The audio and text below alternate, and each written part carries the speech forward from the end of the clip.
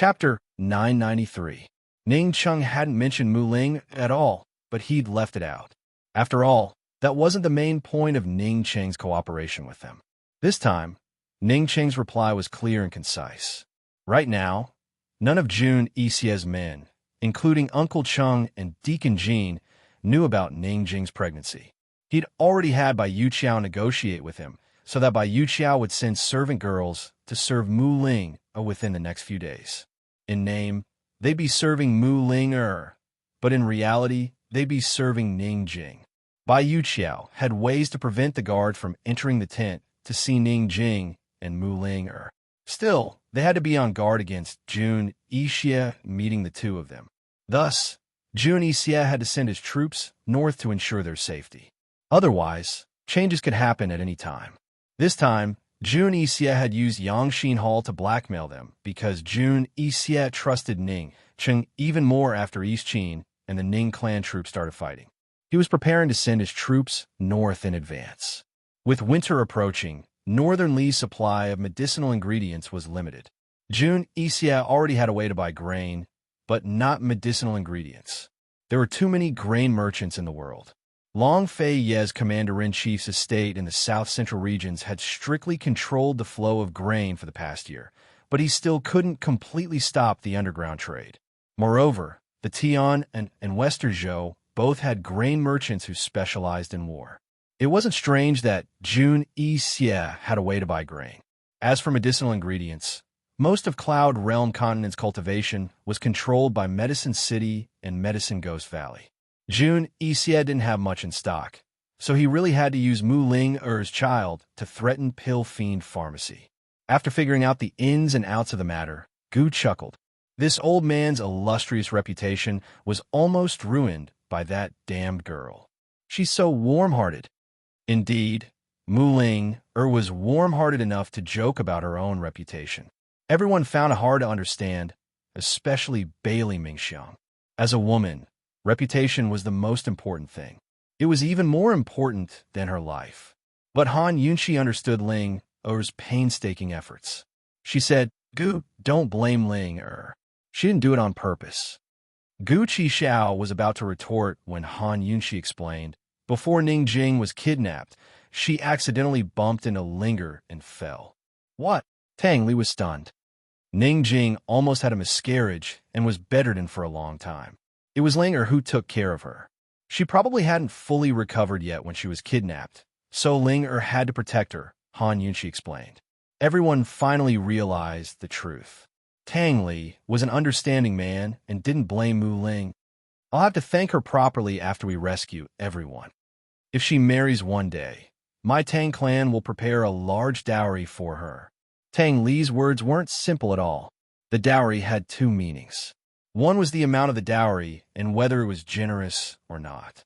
The other was that the dowry represented a backing force. If the Tang clan gave Mu Ling a dowry, it was telling her husband's family and the world that Mu Ling had the backing of the Tang clan. Han Yunqi was overjoyed. She was happy for Mu Ling Mu Ling didn't have a family to speak of after the Mu clan fell. But when she saw Gu Qixiao's indifferent expression, she couldn't help but sigh in her heart. Would her silly sister still be willing to marry in this lifetime? Gu's mood finally cleared up. He was debt-free. He took out the blackmail letter and placed it on the tea table. What's the matter? Agree to their demands, Tang Li said anxiously. Brother, sister-in-law, how much does this cost? I'll pay for it. If they didn't agree, Jun Yixie and the others would definitely suspect Ning Jing if they found out that Mu Ling's belly was fake. To Tang Li, keeping Ning Jing in the Sky River barracks was already his bottom line. He couldn't take any more risks. Your big brother and Myriad Merchant Hall have to pay for it together, Han Yunqi said, before smiling at Long Fei Yi. Pill Fiend Pharmacy will give you a 20% discount. Tang Li didn't understand, so Gu Beiwei explained, Princess's words are reasonable. As far as this one knows, Northern Li's medicine storehouses have always been in the hands of the Northern Dynasty's emperors. Jun Yixie once worked with Medicine City's Mu clan in private and had discussions with Cloud Realm Trade Consortium to grow medicine on Northern Li's snowy mountains. But now they're all under the control of the Northern Dynasty's emperors. The Northern Dynasty's emperors have medicine, but Jun Yixie doesn't. The two of them are evenly matched, but the Northern Dynasty's emperors still have the upper hand. Han Yunxi nodded, then continued. When two sides fight, once one side gains the upper hand, the battle won't last long. Long Fei naturally agreed with Han Yunxi and Gu Beiyue's words. He added, the longer the civil war drags on, the greater the internal friction and losses, and the greater the demand.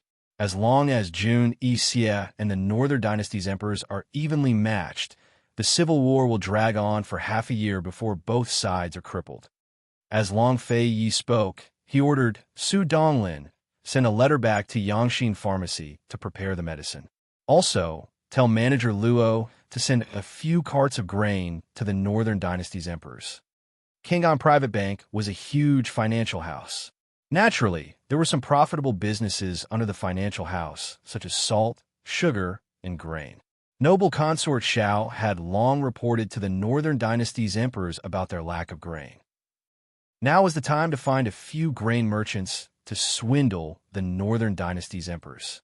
Gu didn't like these political battles and was too lazy to pay attention to them, but he understood as soon as he heard them. He clicked his tongue a few times and said, Long Fei, you're the most despicable one. Political tactics, despicable, scheming, shrewd, clever, and wise were all words that had different meanings in different situations and different people. Long Fei was very clear on what he wanted, so he never cared about other people's opinions. He only knew that if he wanted to rule the world, he had to be unafraid of its curses. One day, he would be the one to write the history of Cloud Realm Continent. Then, the common people would have their own opinions. Long Fei said, everyone, go make preparations. There's no need to wait for the war horses to arrive. Ning Cheng will definitely give Jun Yixie the soldiers' pay and provisions first. Northern Li's civil war is coming soon. Since he'd already given Jun Yixie the medicine, Ning Cheng knew it was time to pay and provisions. Long Fei's guesses were right.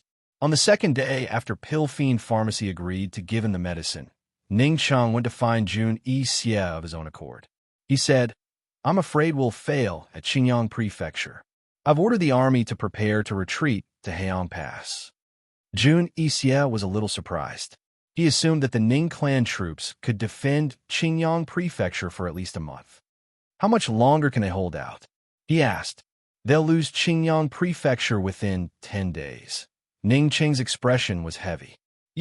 Jun Yixie was furious. When did the Ning clan troops become so weak? Ning Cheng gave a cold snort. If you let me go back, I promise I can hold out for 2 months.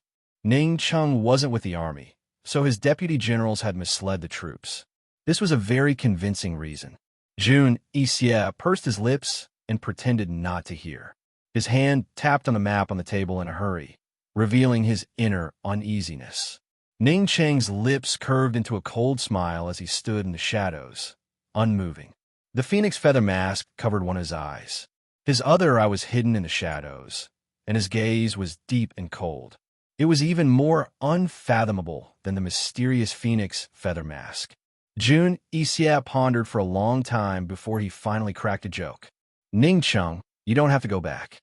The war horses should arrive in Tianning in 7 days or so. Why don't you give them their pay and provisions first? Ning Cheng was waiting for Jun Yixie to say those words, but he pretended to hesitate. How much do you want?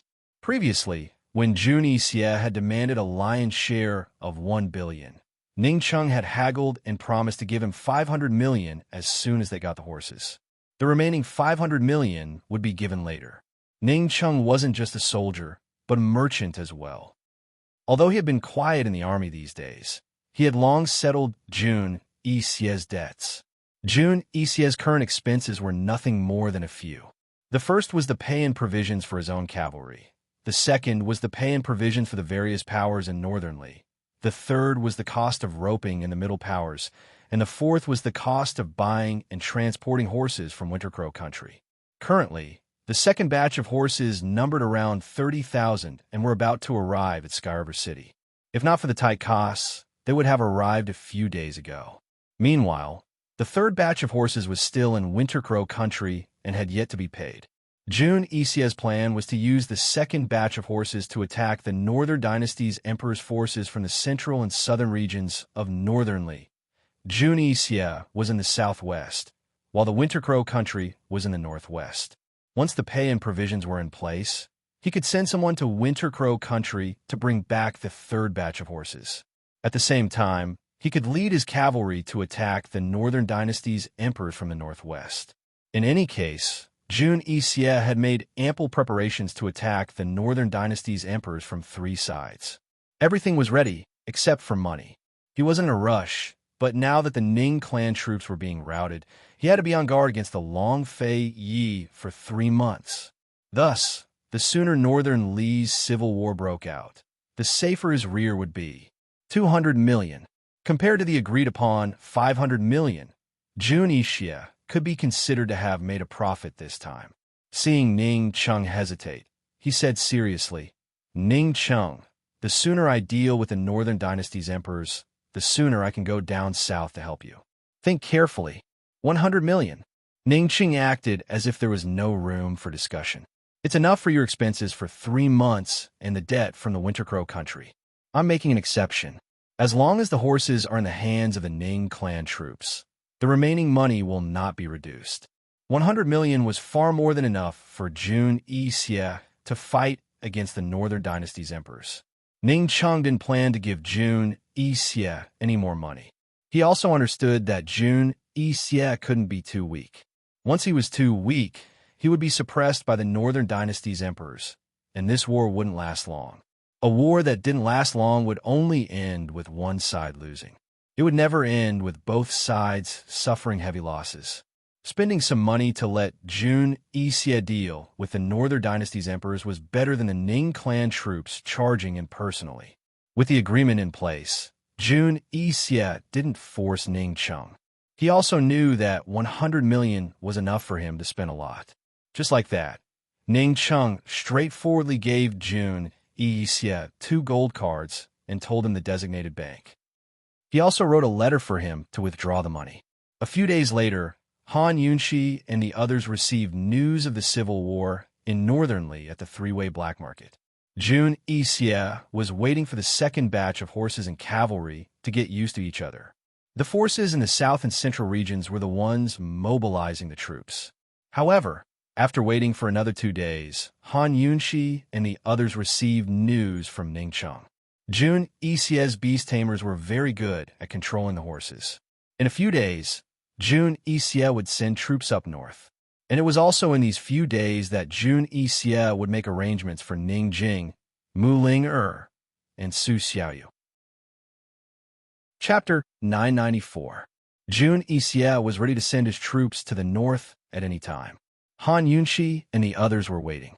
Ning Chung was also waiting for Jun Isia to make arrangements for Su Xiaoyu and the other hostages. Bringing hostages into battle was just asking for trouble. Jun Isia was not that impulsive. He would either keep the hostages imprisoned in Tianhe City or secretly transfer them to another place. Early in the morning, Jun Isia personally came to find Ning Chung. "I'll take you to a good place. Do you want to come?" he asked with a smile. Recently, his mood had been very good. "Where?" Ning Chung asked. "You'll know when we get there." Jun Isia gave a look, and the attendant came over to help Ning Chung put on the blindfold. Ning Chung more or less guessed something, but he did not ask. Under the guidance of the attendant, he followed Jun Isia into the carriage. Along the way, Ning Chung did not say anything. He silently calculated the time, according to the bumpiness of the carriage, the terrain, and the road conditions. The carriage ran very fast. They only got off when it was close to noon. Jun Isia seemed to be afraid of revealing something, so he did not say a word. After walking for a while, Jun Isia personally took off Ning Cheng's blindfold. Ning Chung then realized that Jun Isia had not only brought him, but also Ning Jing and the others. Ning Chung glanced and found that Ning Jing, Mu Linger, Su Xiaoyu, Deacon Jean, and Uncle Chung had all come. As for Bai Yu Qiao, she was standing behind them with an unsightly expression. They were in a dense forest. It was so dense that they could not see the road. Not far away, there were two small courtyards. The walls were quite high. Under the cover of the trees, it was very hidden.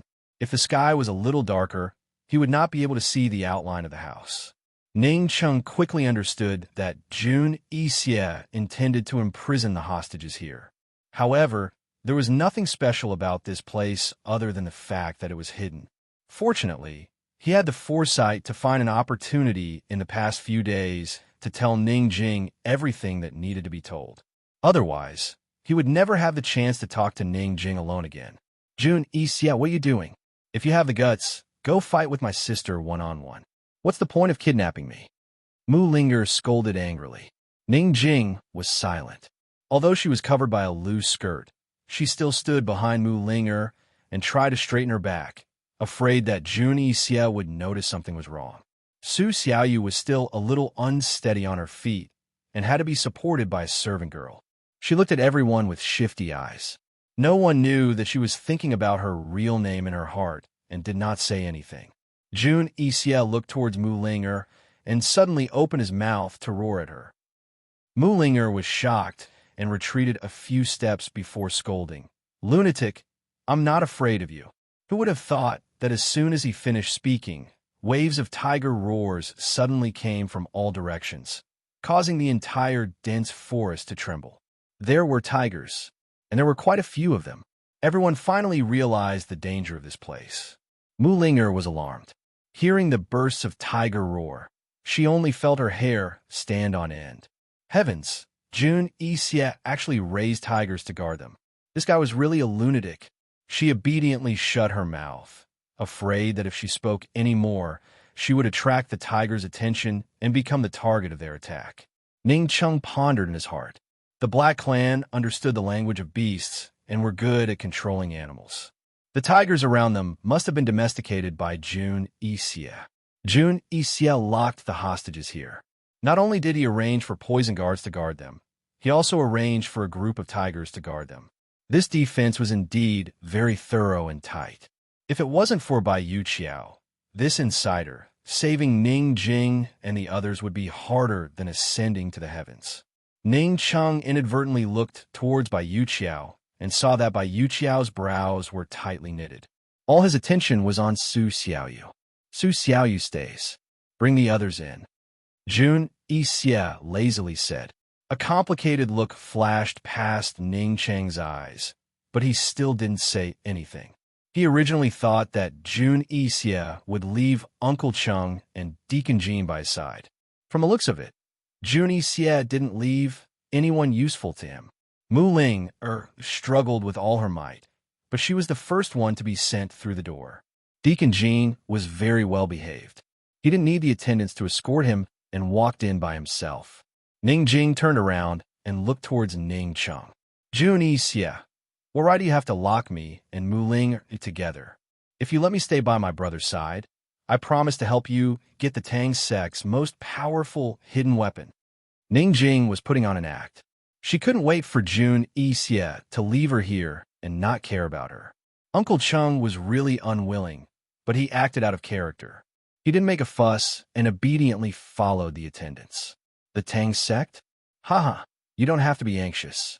When this prince and your brother return in triumph, this prince will definitely discuss with the Tang sect master how to ransom you back. Jun Yixie looked towards Ning Chung and asked, Don't you agree? You decide. Ning Chung said coldly.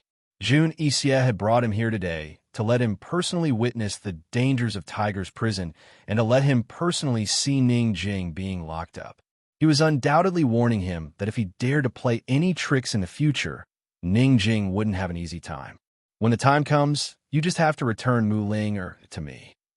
Let's make it clear that this hostage is mine, Ning Chung added. No problem. Jun Yixie laughed heartily. She was already locked up here. When the time came, it was up to him to decide how to use her. Ning Jing was his chess piece to pin down Ning Chung, and also a chess piece to rope in the Tang sect in the future. Mu Ling was an important bargaining chip for him to use against Han Yunxi and Long Fei Yi in the future. These people were too important. He had no choice but to use Tiger's prison to imprison them. After taking them in, Jun Yixie said to Bai Yuqiao, "Lock Su Xiaoyu up in the dungeon. I'll leave this place to you. If you still can't find out the whereabouts of the perplexing butterfly illusion before I return, you don't have to stay by my side anymore." Bai Yuqiao's heart was incomparably heavy, but he still forced a smile. "Senior brother, this is Tiger's prison. Forget about the fact that no one can find this place. Even if someone could, they wouldn't be able to enter. I don't want to stay. It's so boring. I want to go to war with you." Jun Yixie glanced at him haughtily. "If you don't want to stay, you can scram right now." Bai Yuqiao immediately lowered his head and shouted at Su Xiaoyu exasperatedly. "What are you looking at? Come with me." After leading Bai Yuqiao and Su Xiaoyu into another small courtyard, Jun Yixie finally looked around and clapped his hands. Very quickly, several tigers slowly walked out from the surrounding forest. These tigers were all white tigers. However, unlike the average white tiger, these tigers' eyes were scarlet red. Each of them stared at Ning Cheng like a tiger eyeing its prey, as if they could pounce on Ning Cheng at any moment to tear him apart and devour him. Poison corpses? Ning Cheng couldn't help but raise his guard. Jun Yixie had many poison men under his command, and he had also raised some poison corpses. Humans could be used to raise poison, and so could tigers. If these tigers were raised by Jun Yixie, then it wouldn't be difficult to raise them as poison. Haha, Honorable Ning's knowledge is not small. Jun Yixie laughed. "This is the first time I've seen it," Ning Cheng said as he observed these white tigers. There were a total of 6 of them, and although they were eyeing him covetously, without Ning Cheng's next order, they didn't move at all. Since they were poison corpses, it wouldn't be easy for Bai Yuqiao to kill these tigers with poison. Ning Cheng finally understood why Bai Yuqiao's expression was so ugly just now. However, he still had some questions that he couldn't figure out, and he had to ask Bai Yuqiao. Jun Yixie waved his hand and summoned a red-eyed white tiger.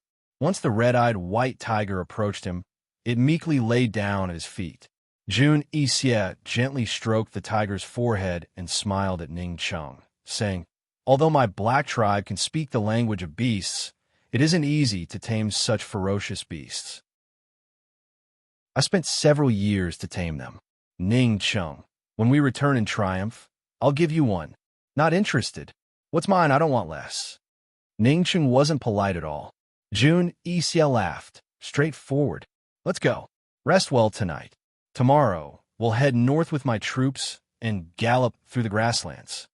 Since they were setting out tomorrow, Ning Cheng would only have a chance to see Bai Yuqiao tonight and deliver the secret letter.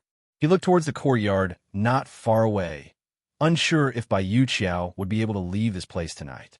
Ning Cheng was still blindfolded before he was sent away. The time spent on the way back was much shorter than the time spent on the way to go. The way to go and the way back was definitely different.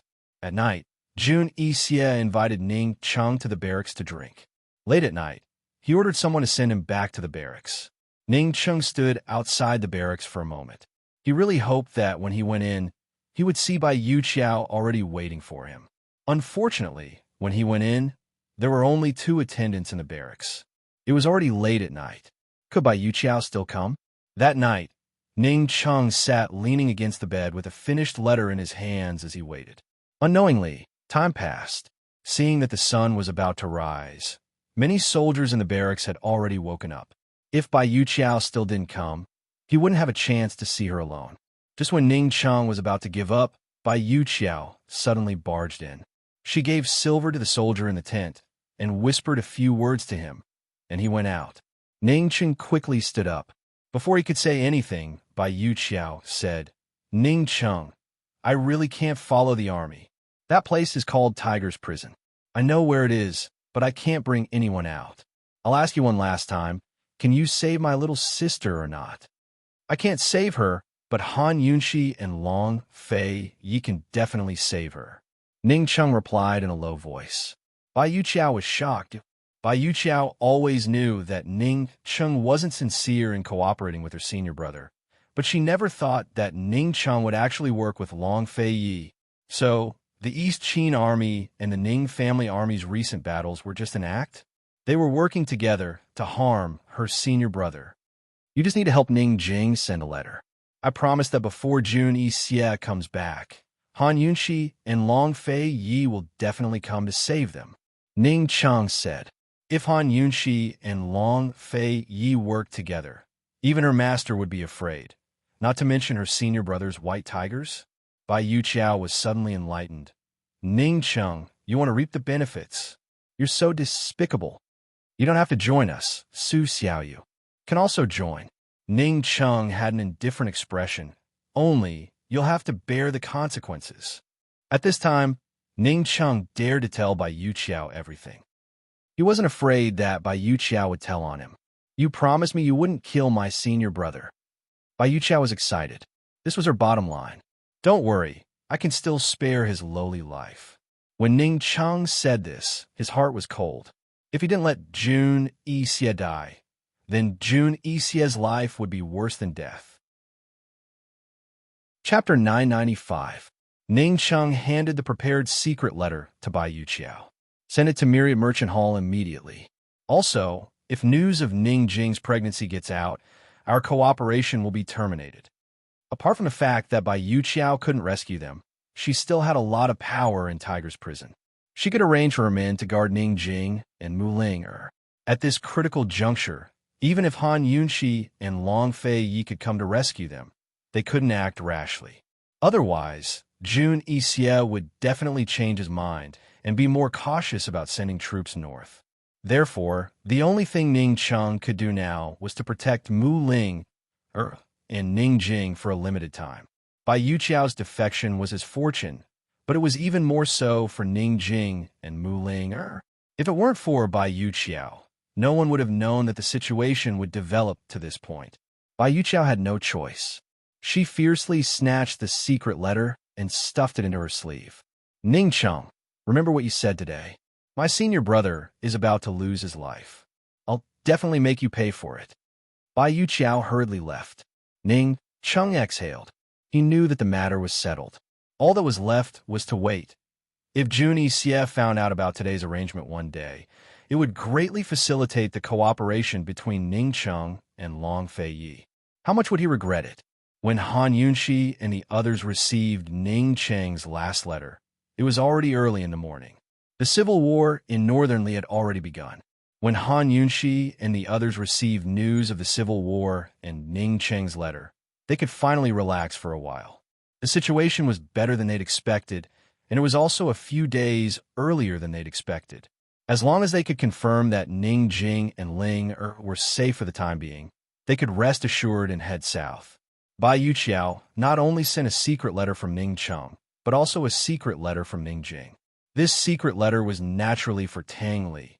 Tang Li squatted at the side and watched quietly.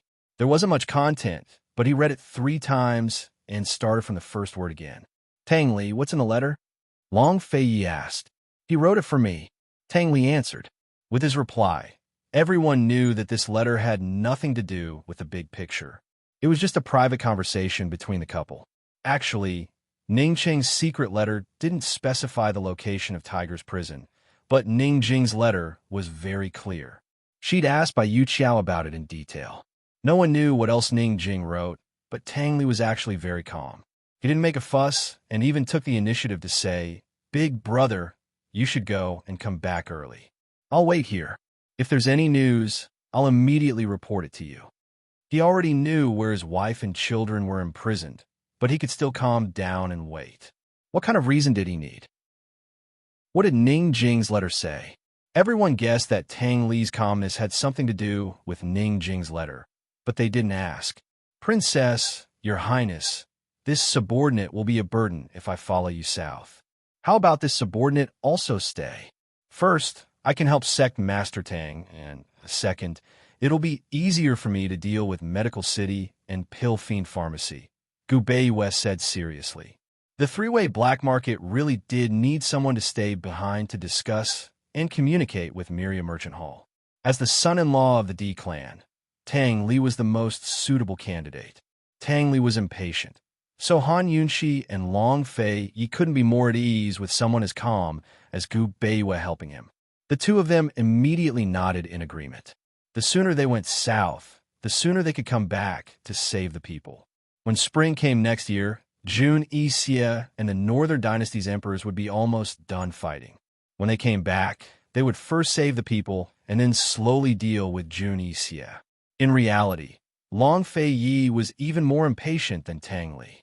He wanted nothing more than to immediately cut Jun Xie into pieces and avenge Han Yunxi's humiliation. It was just that he hid it all in his heart and didn't show it. He said indifferently, "We'll set out tonight. No one is allowed to delay. We'll try to reach Qingchuan Water City in half a month." Although their plan was very thorough, Bai Yanqing was still an unpredictable factor that could affect their movements at any time. Therefore, not only was time tight, but their mission was also very important. Not only did they have to find the Seven Fiends' dagger, they also had to continue investigating the fire of 10,000 poisons.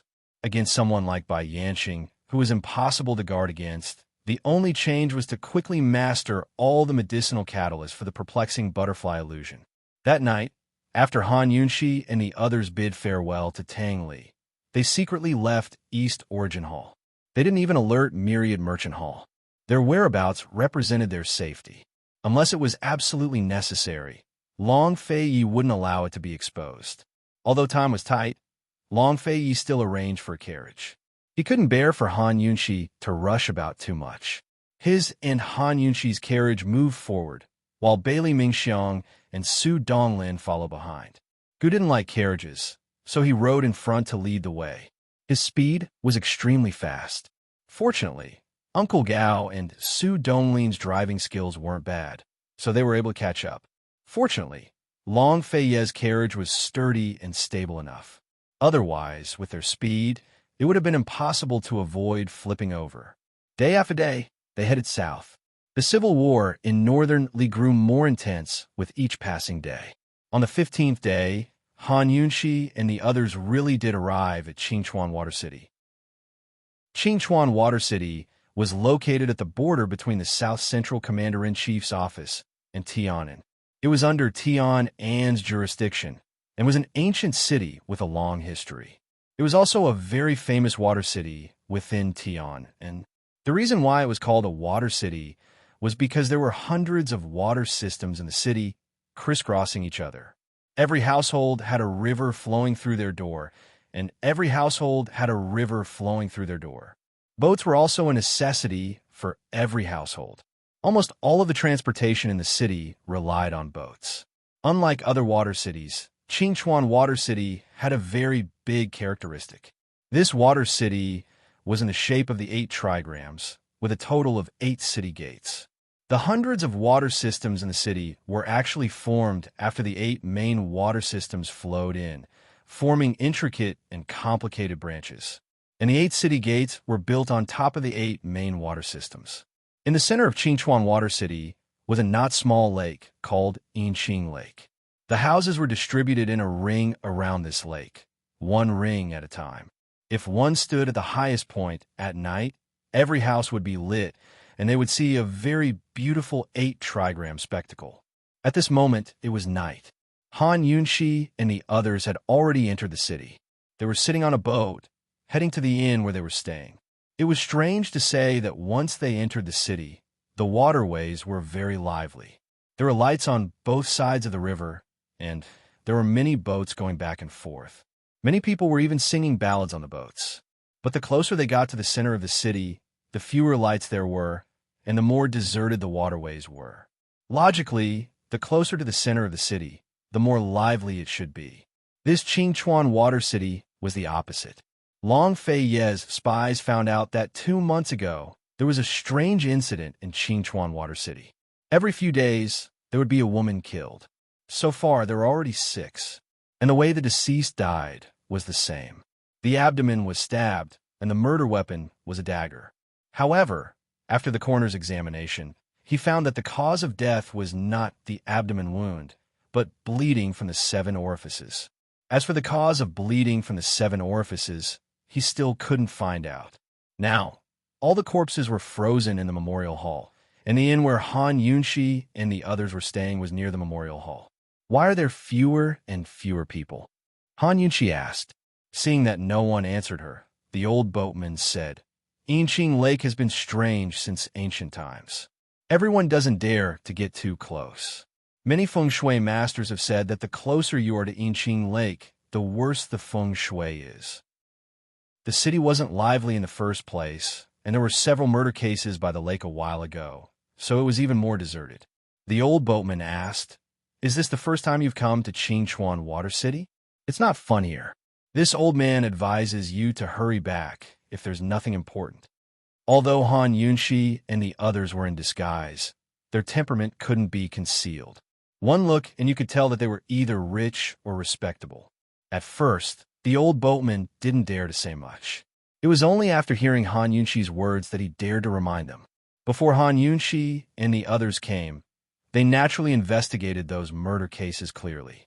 Han Yunshi opened her mouth to ask the boatman to know if what they heard was true. Sure enough, after a conversation, the situation was similar. The deceased were all women and died in the same way, which proved that the murderer was the same person. Now they only wanted to confirm one thing. Those 6 women were bleeding from the 7 orifices. Was it because of poisoning? As long as the corpses were still there, it wasn't difficult for Han Yunshi to figure out this matter. After arriving at the inn, Han Yunshi originally intended to go directly to the coffin home. But seeing that it was late at night, she was afraid that it would delay the dual cultivation, so she could only drop the idea. Gu wasn't at all well behaved. When he saw Han Yunshi and Long Fei enter the house, he quietly left the inn and went to the coffin home. After days of rushing about, even if it was by carriage, it was still very tiring. In addition, Han Yunshi didn't delay her cultivation in the poison storage space. After she and Long Fei Yi finished their dual cultivation homework, she fell asleep exhausted. However, the next morning, they were awakened by the noise outside. When she and Long Fei Yi finished packing and opened the door, they saw that Su Donglin and Bailey Mingxiang were already outside. "What's going on?" Long Fei Yi asked. "Your Highness, the coffin home is on fire," Su Donglin replied. Long Fei Yi and Han Yunshi panicked and rushed out. The two of them stood on the balcony on the 2nd floor of the inn and could see that the coffin home had turned into a sea of fire not far away. The coffin home was surrounded by waterways, and it was easy to put out the fire. How did the fire burn so fiercely? When did this happen? Long Fei Yi asked. Just now. It suddenly caught on fire, and there was no time to save it. Su Donglin replied truthfully. Did they use oil? Han Yunshi asked seriously. Long Fei Yi, let's go take a look. No matter what the cause of the fire was, it was definitely man-made. It was very likely that they wanted to destroy the corpses they were investigating. Time was too tight, otherwise they would have gone over last night. Where's Gu? Long Fei Yi asked. With such a big commotion, Gu should have been awakened. I haven't seen him since early morning. Maybe he went over early? Su Donglin replied. Long Fei Yi was least worried about Gu. He didn't ask much and immediately rushed to the coffin home with Han Yunshi. As soon as they got close to the place, Han Yunshi smelled a strong smell of oil. Someone must have used a large amount of oil for the fire to burn so fiercely. With such a big fire, even if the corpses were frozen, they would have been burned to ashes. Isn't this fire too coincidental? Han Yunshi said with annoyance. Long Fei Yi was also very regretful, but last night's dual cultivation had to continue. He said lightly, let's go and see what the magistrate court can find out. Han Yunshi didn't leave. Let's wait. If there are some skeletons left, maybe we can examine them. The poison that bled from the 7 orifices must be highly toxic and could easily enter the bones. Therefore, the skeletons were Han Yunshi's last hope. They sat down in a nearby tea house and waited quietly for the fire to be put out. Helplessly, the fire only died down a little when night fell. Su Donglin looked for Gu the whole day, but couldn't find him. He hurried back and whispered, Your Highness, Princess, Gu is missing. Chapter 996. The person they didn't have to worry about the most had actually met with an accident. Su Donglin couldn't find Gu after searching for an entire day, and Gu didn't come to look for Han Yunshi and the others either. Was he at the inn last night? Long Fei Yi asked. Su Donglin was in a difficult position. Your Highness, this subordinate isn't sure. Su Donglin was only responsible for the safety of His Highness and the princess's room, while the shadow guard lurking in the shadows protected Bailey Mingxiang. Gu really didn't have anyone to care about. However, Gu didn't need anyone to care about him either. Su Donglin remembered that a long time ago, His Highness had ordered people to watch Gu. That was just watching and guarding against Gu Qixiao, not protecting him. Su Donglin knew Gu Qixiao's secret as well. If Bai Yanqing was still in danger after encountering the perplexing butterfly illusion, then Gu was simply invincible. In this world, as long as he didn't want to, who could do anything to him? Long Fei Yi and Su Donglin both knew the truth about Gu, but Han Yunxi didn't know anything. In Han Yunxi's eyes, Gu's poison skills were exquisite and his martial arts were first-rate, but he wasn't a very powerful expert. At least, before Long Fei Ye's martial arts had improved greatly, Gu couldn't beat Long Fei Yi. Previously, he had sparred with Jun Yi Xie, who also knew poison, but he couldn't beat him. Han Yunxi was still anxious. Something must have happened when he went out last night. Hurry up and search the entire city. If something had happened at the memorial hall, it would have caused quite a commotion. Gu wasn't stupid. Even if he couldn't beat them, he would at least make a big commotion and attract them. Either something happened last night, or something happened to him today. Long Fei Yi tactfully suggested another possibility.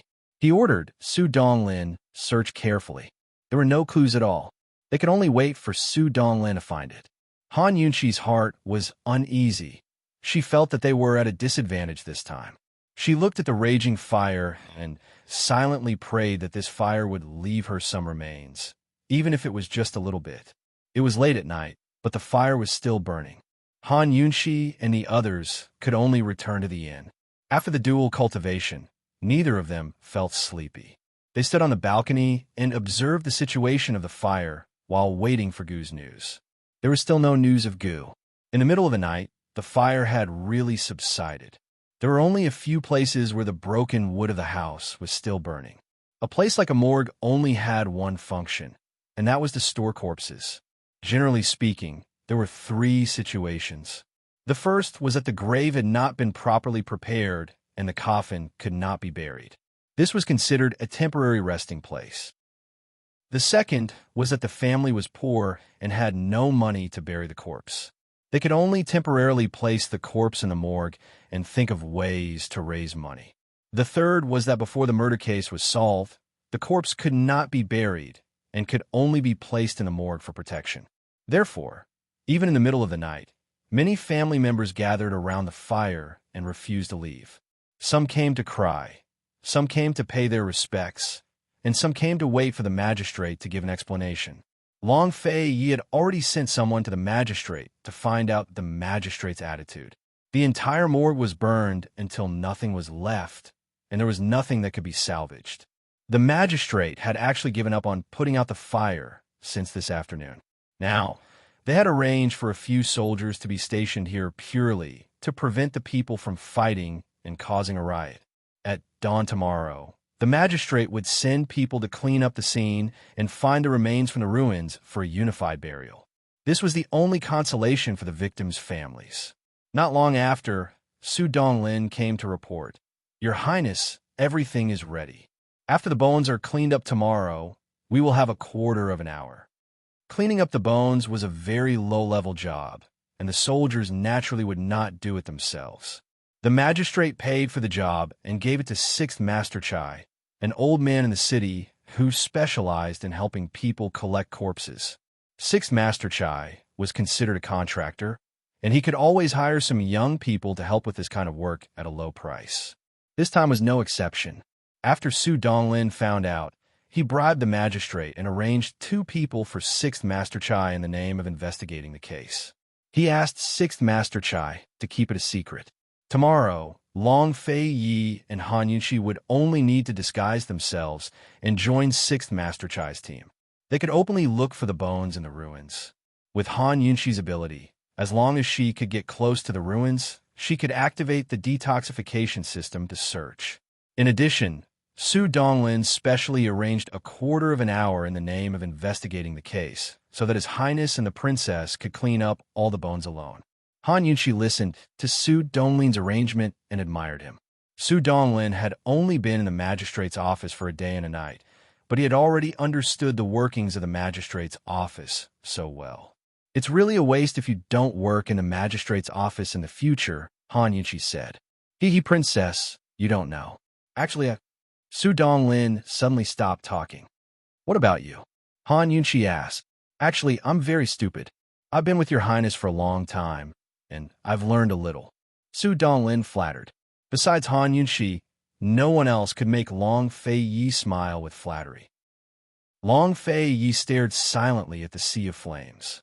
Han Yunqi wasn't in the mood to chat with Su Donglin either. She asked, still no news of Gu? Not yet. Princess, don't worry too much. Heaven helps the worthy. Unless he ran into a poisons expert, there's no way anyone could do anything to him. Yesterday morning, this subordinate had people set up ambushes at the 8 city gates. As long as Sir Gu hasn't left the city, we'll definitely find him. Su Donglin comforted her. Send more people to keep searching. Han Yunqi could only place her hopes in this direction. She instructed, don't be too ostentatious, lest we expose our tracks. Su Donglin exhaled after he left. He'd almost spilled the beans just then. He wanted to say that Chu Shifeng had taught him how to deal with the authorities. Ever since he learned from Ning Cheng that the enmity between Eastern and Western Qin had been instigated, Su Donglin had written a letter to Chu Shifeng. Unfortunately, the man hadn't replied. Su Donglin mused that boss Chu still needs time to adjust. After confirming the location of the fire, Long Fei Yi said, "Go rest. We have to wake up early tomorrow." Han Yunqi wasn't sleepy at all. She said, "That bastard Gu. Could he have snuck off to the Justice Department last night and run into the culprit?"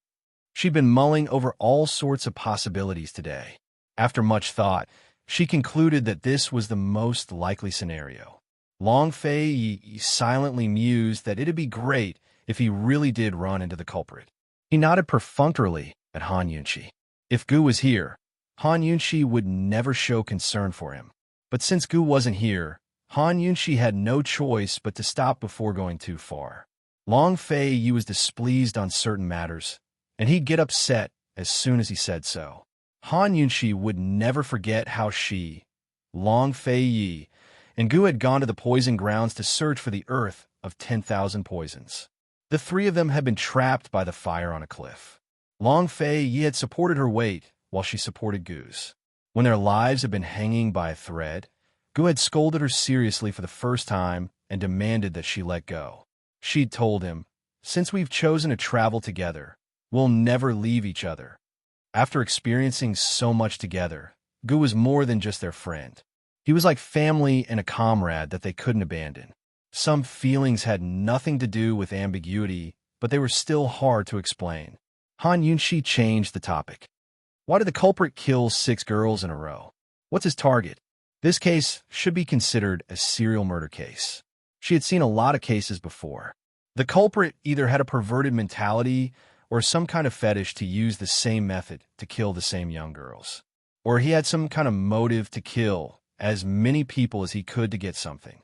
A complicated look flashed past Long Fei Yi's eyes. He'd never thought that he would lie to Han Yunqi about other people's matters. However, even though he had the chance to tell her Gu's secret, he didn't do so in the end. Long Fei Yi had also been thinking about this case. It's been 5 days since the culprit last killed. If he wants to kill again, he'll definitely do it in the next 2 days. His words reminded Han Yunqi. She said, "Long Fei Yi, get someone to go to the lake and lure the snake out of its hole." The previous victims were all killed by the Yin Yang Lake. This showed that the culprit had a preference for the location of the murders. If the culprit wanted to kill again, he would definitely do it in the same place. Long Fei Yi nodded. Han Yunqi immediately called for the Shadow Guard to arrange for the female mercenaries who were waiting outside the city to come over. Long Fei Yi was used to bringing the Shadow Guard with him when he went out, while Han Yunqi was used to bringing the poison guards and female mercenaries. In fact, Han Yunqi's power was gradually increasing. Under her arrangements, the female mercenaries in the City of Daughters had already started to learn the art of poison. She was thinking that when the female mercenaries were able to take charge, she would hand over all the poison guards under her to Long Fei Yi. Long Fei Yi's shadow guard was not proficient in the art of poison, so the poison guards could fill in the gap. Who knew if this plan of luring the snake out of its hole would lead to the culprit? Who knew if Han Yunxi would discover the whereabouts of the metal of 10,000 poisons from the skeletons at the scene of the fire? Long Fei Yi and Han Yunxi chatted until they fell asleep. They woke up early the next morning and dressed themselves in ragged clothes. Their hands were dirty, but it couldn't hide the noble air they were born with. After all, they were the descendants of Cloud Realm Continent's noblest bloodlines, the East and West Qin imperial clans. Su Donglin and Bailey Mingxiang both felt that something was off. In the end, Su Donglin helped Long Fei Yi put on a fake beard, while Bailey Mingxiang helped Han Yunxi disguise herself as a man and add a ring of stubble. Only then did the two of them manage to look a little destitute. By the time they reached the scene of the fire, 6th Master Chai's group had just arrived. 6th Master Chai glanced at Su Donglin without a word before tossing a pair of gloves and a basket to Han Yunxi and Long Fei Yi. Long Fei Yi didn't know any poisons, so he stayed by Han Yunxi's side. Han Yunxi began to search the area as soon as she entered the ruins. Although it looked like she was looking for skeletons, she was actually using her detox system to scan the area. Poisons that entered the bones were all extremely potent. Even if the 6 corpses didn't contain the metal of 10,000 poisons, the detox system will be able to tell as long as there were remains. If the dagger used to kill the victims was the metal of 10,000 poisons, then the poison would be even more potent. As long as there were remains, the detox system will be able to tell. Although the detox system couldn't detect the specific toxins in the water and earth of 10,000 poisons, it could still recognize the presence of the toxins. The same principle applied to the metal of 10,000 poisons. Han Yunxi searched the area carefully. She found 2 pieces of poisonous skeletons, but she gave up on them both times. This was because the detox system determined that there was poison in the bones as soon as it detected it. It was a very common poison that wouldn't cause blood to flow out of the 7 orifices. There were so many corpses in the memorial hall, so it wouldn't be strange if 1 or 2 of them were poisoned. What was strange was that Han Yunxi didn't find the poison she wanted even after all the skeletons were collected. What was going on? Just as Han Yunxi and Long Fei Yi were analyzing the situation, the Shadow Guard hurriedly reported, "Your Highness, Princess, something big has happened by the lake." Chapter 997. Something big happened by the lake. What's the matter? Long Fei Yi asked. The 2 shadow guards were killed. Sui Yun is missing. The murderer's martial arts and swordsmanship are very strong. I heard a cry for help, but when I rushed over, I only saw a figure. It should be a woman. The shadow guard answered truthfully. Sui Yun was the female mercenary who carried out this mission. Long Fei Yi and Han Yunxi looked at each other, then rushed to Yinyang Lake without saying anything. They didn't find anything at the memorial hall, but there was a result at Yinyang Lake. The murderer should be the murderer of the 6 women's case. When Han Yunxi and Long Fei Yi rushed over, Su Donglin had already arrived and was examining the bodies of the 2 shadow guards.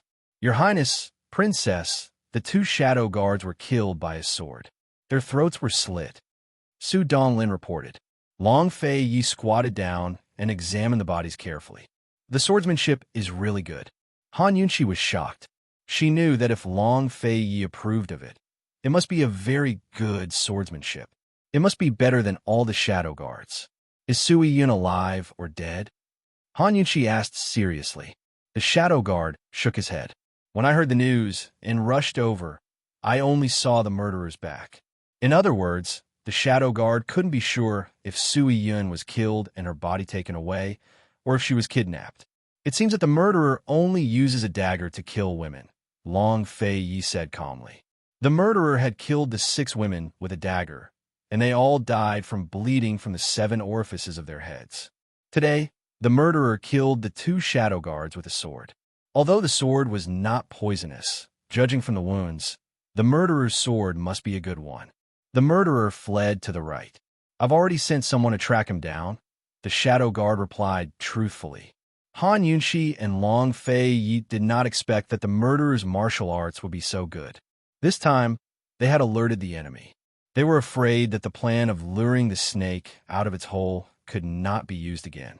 They couldn't find any clues at the memorial hall, and if the Shadow Guardians didn't manage to find any clues, they would lose all their clues.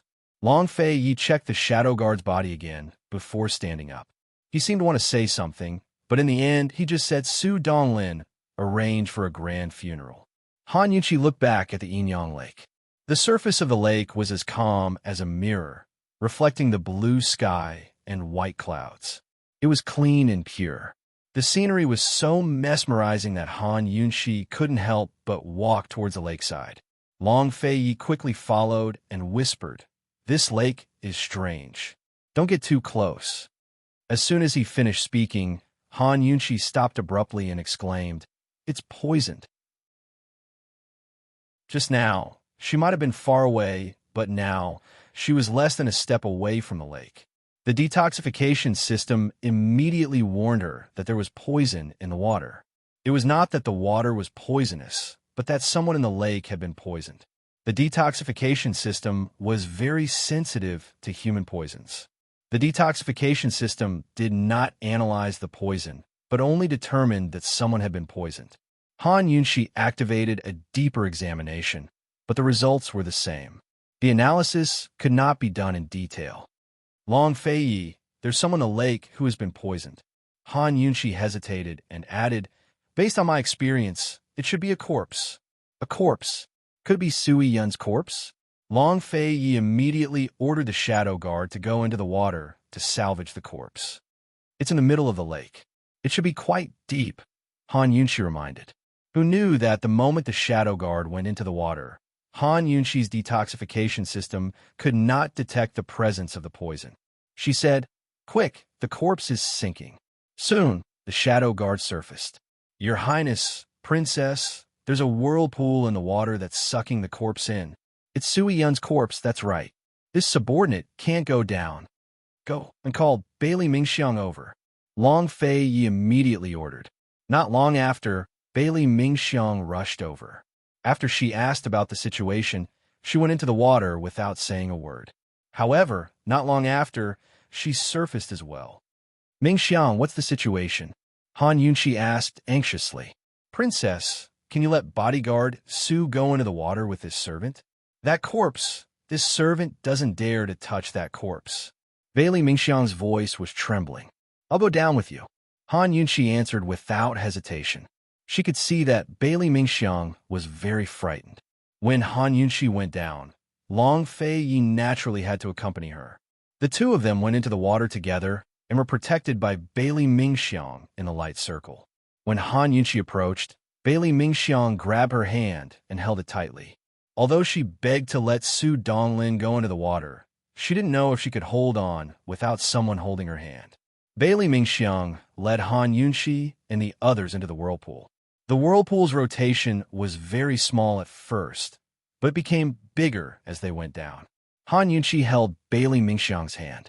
She calmed down a little and said seriously, "There must be some kind of power hidden under the water to form this kind of whirlpool.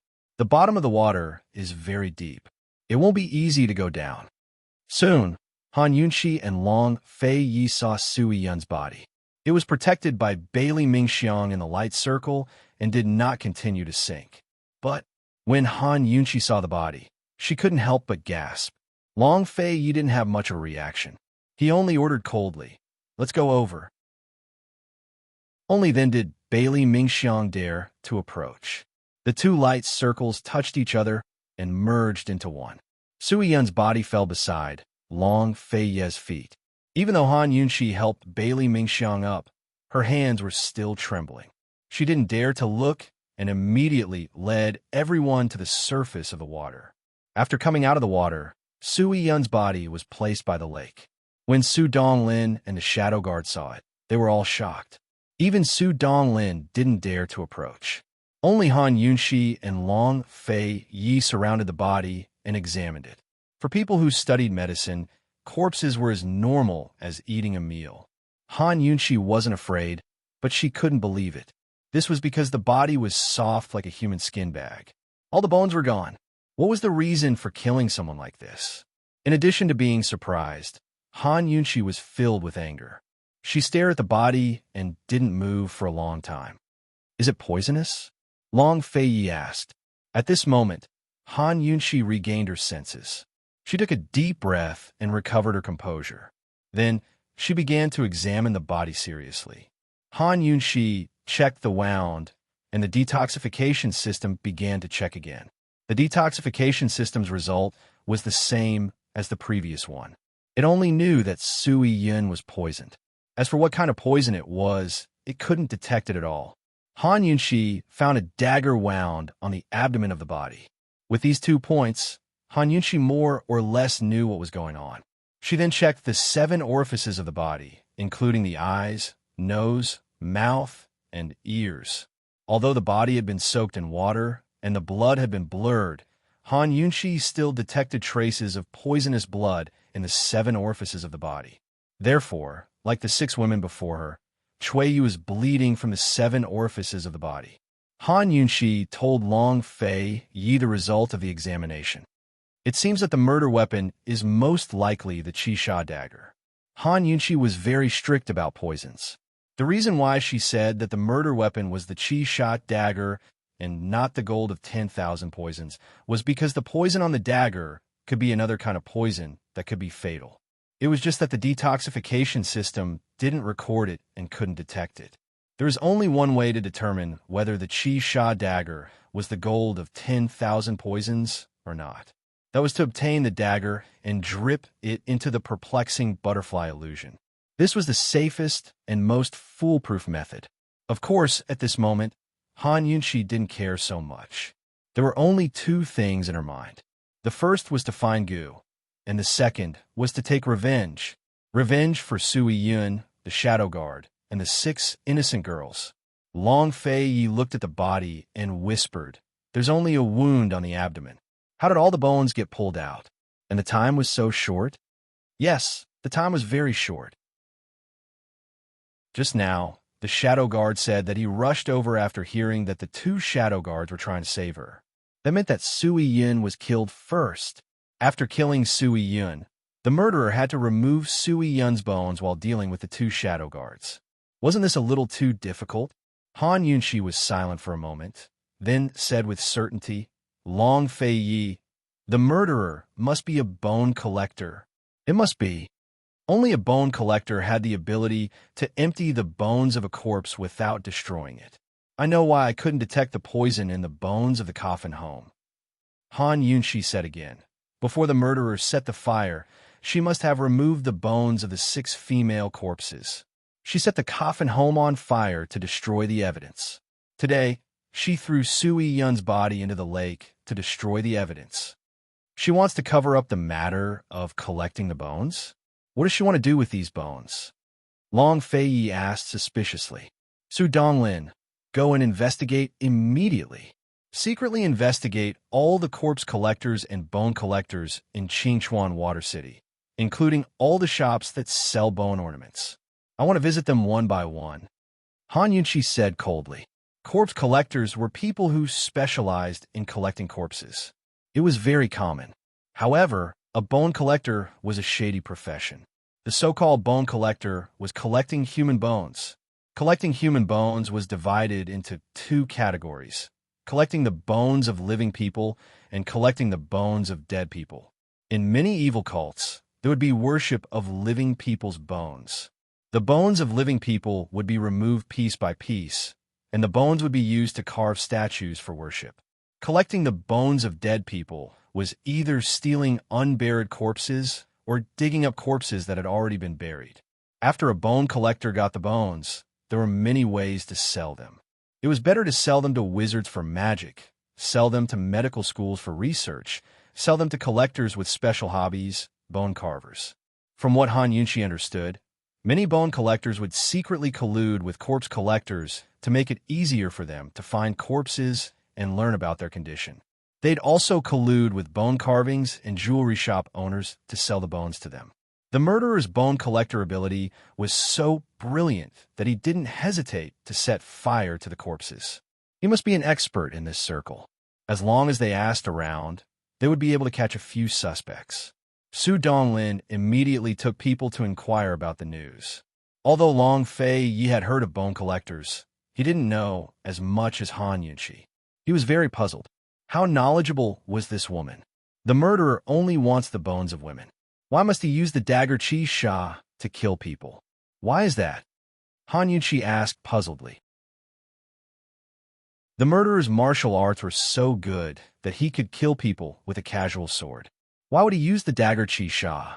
Did he have other purposes or to create panic and confuse the investigators? Chapter 998. In the face of Han Yunqi's doubts, Long Fei Yi gave a rather certain answer. He said, "This matter must be related to the Seven Demons' dagger.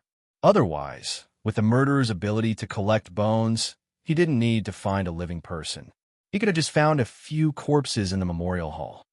The Seven Demons' dagger was not an auspicious or inauspicious item. Was there any secret hidden in the Seven Demons' dagger? Han Yunqi nodded. Now, they could only wait for Su Donglin to return with a list so that they could search for the murderer. Although there weren't many clues, it wasn't difficult for Han Yunqi to find the murderer after determining the scope. This was because the detoxification system had already remembered the poison in Sui Yun's body. In other words, the detoxification system had already recorded the poison in the Seven Demons' dagger. If Han Yunqi encountered it again, the detoxification system would send out a reminder as long as it was within a certain distance. The Seven Demons' dagger was such an important and small item. The murderer would naturally carry it with him. It had to be said that the murderer hid it very well. If Han Yunqi's detoxification system didn't have such a powerful detection function, Han Yunqi wouldn't have been able to find the poison in the lake, and the corpse would never have been found. Generally speaking, a corpse would float to the surface a few days after sinking into the water, and then sink forever. However, there was a whirlpool in the lake. Sui Yun's corpse couldn't float to the surface at all. Therefore, no one would ever find the corpse. The corpse would disappear forever, just like the corpse in the memorial hall, leaving no clues for the investigators. Han Yunqi and Long Fei Yi were discussing this issue when they suddenly stopped and looked at each other. Long Fei Yi, could it be that the murderer knew that there was a whirlpool in the lake? Han Yunqi asked. It must be so. Otherwise, with her ability, she could have taken the corpse away and destroyed the evidence. There was no need to rush to get rid of it. Long Fei Yi said, the murderer must have known that there was a whirlpool in the lake that could destroy the corpse forever. So she threw the corpse away and disposed of it. The Yinyang Lake had always been a taboo in Qingchuan Water City. The people in Qingchuan City didn't like to get too close to the lake, let alone swim in it. How did the murderer know that there was a whirlpool in the lake? What was the power in the depths of the whirlpool? Bailey Mingxiang, go to the bottom of the lake and have a look. Long Fei Yi ordered. Yes. Bailey Mingxiang didn't dare to look at Long Fei Yi. She lowered her head and said, Your Highness, the bottom of the lake is very deep.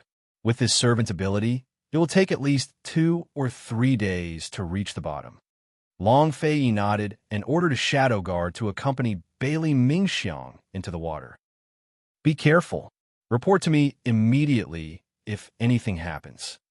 Han Yunqi looked at Bailey Mingxiang and said seriously, Be careful.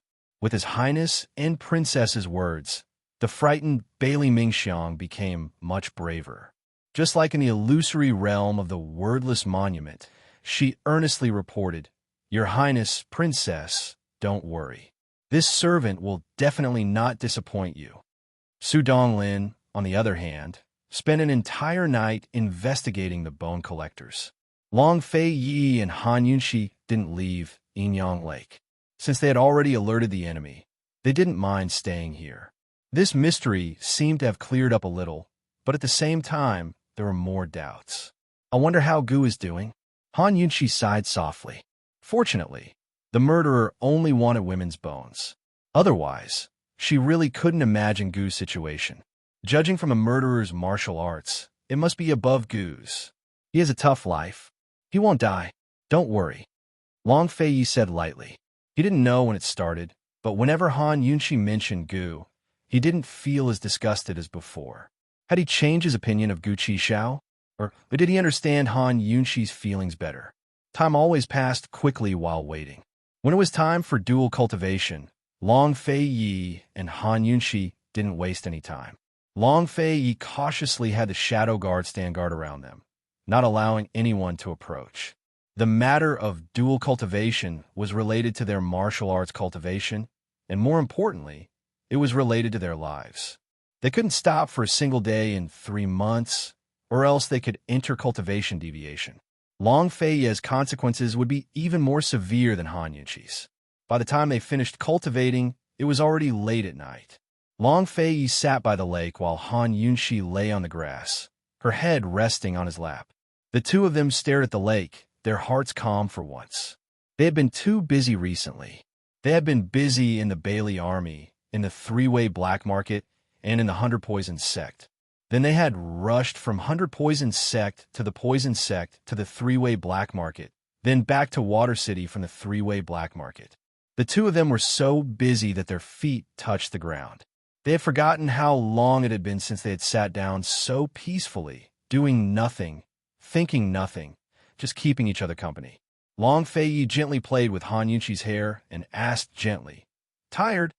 Han Yunxi looked up and saw the moonlight illuminating Long Fei Yi's face. It made him look especially gentle, like the moon and water. "With you here, I'm not tired," she replied. "Scared?" Long Fei Yi asked again.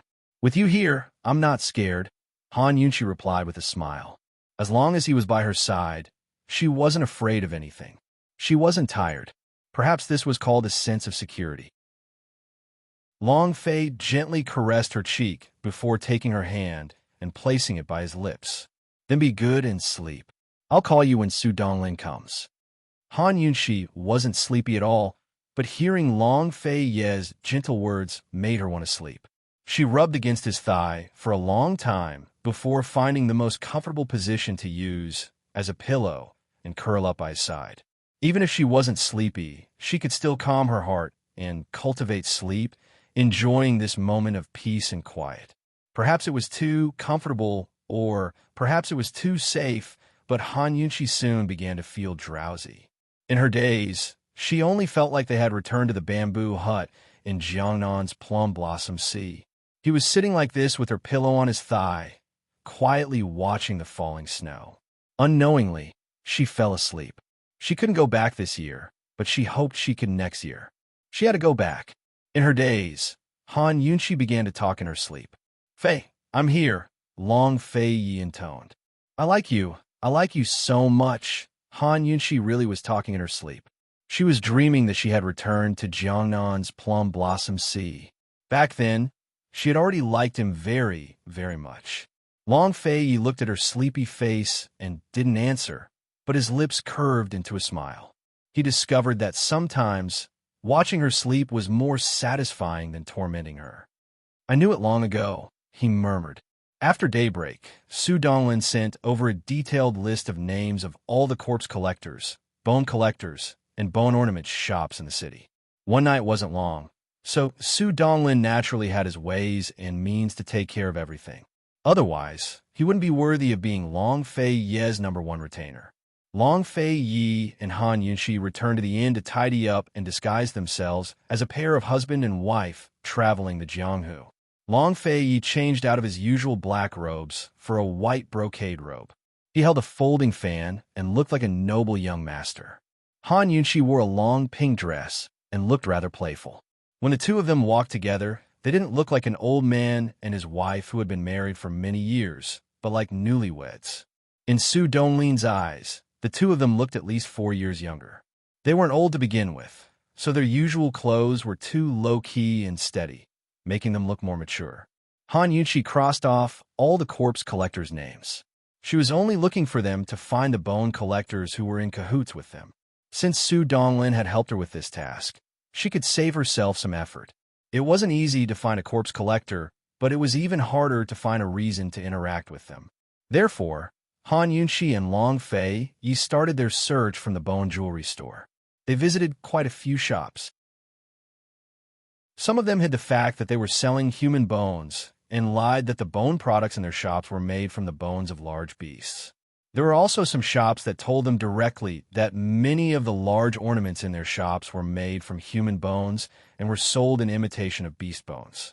Long Fei Yi was responsible for selecting things, asking about the price and origin. Han Yunxi didn't say a word, observing the store owner and the servants in the store. At first, he didn't find anything. However, when it was close to night, they entered a store called True Love. This store was very special. The bone jewelry in the store wasn't big. They weren't ornaments, but jewelry, head ornaments, and pendants. Moreover, they were all couples' designs. As soon as Long Fei Yi and Han Yunxi entered the door, they noticed that there was only a servant and a proprietress in the store. The lady boss was very young.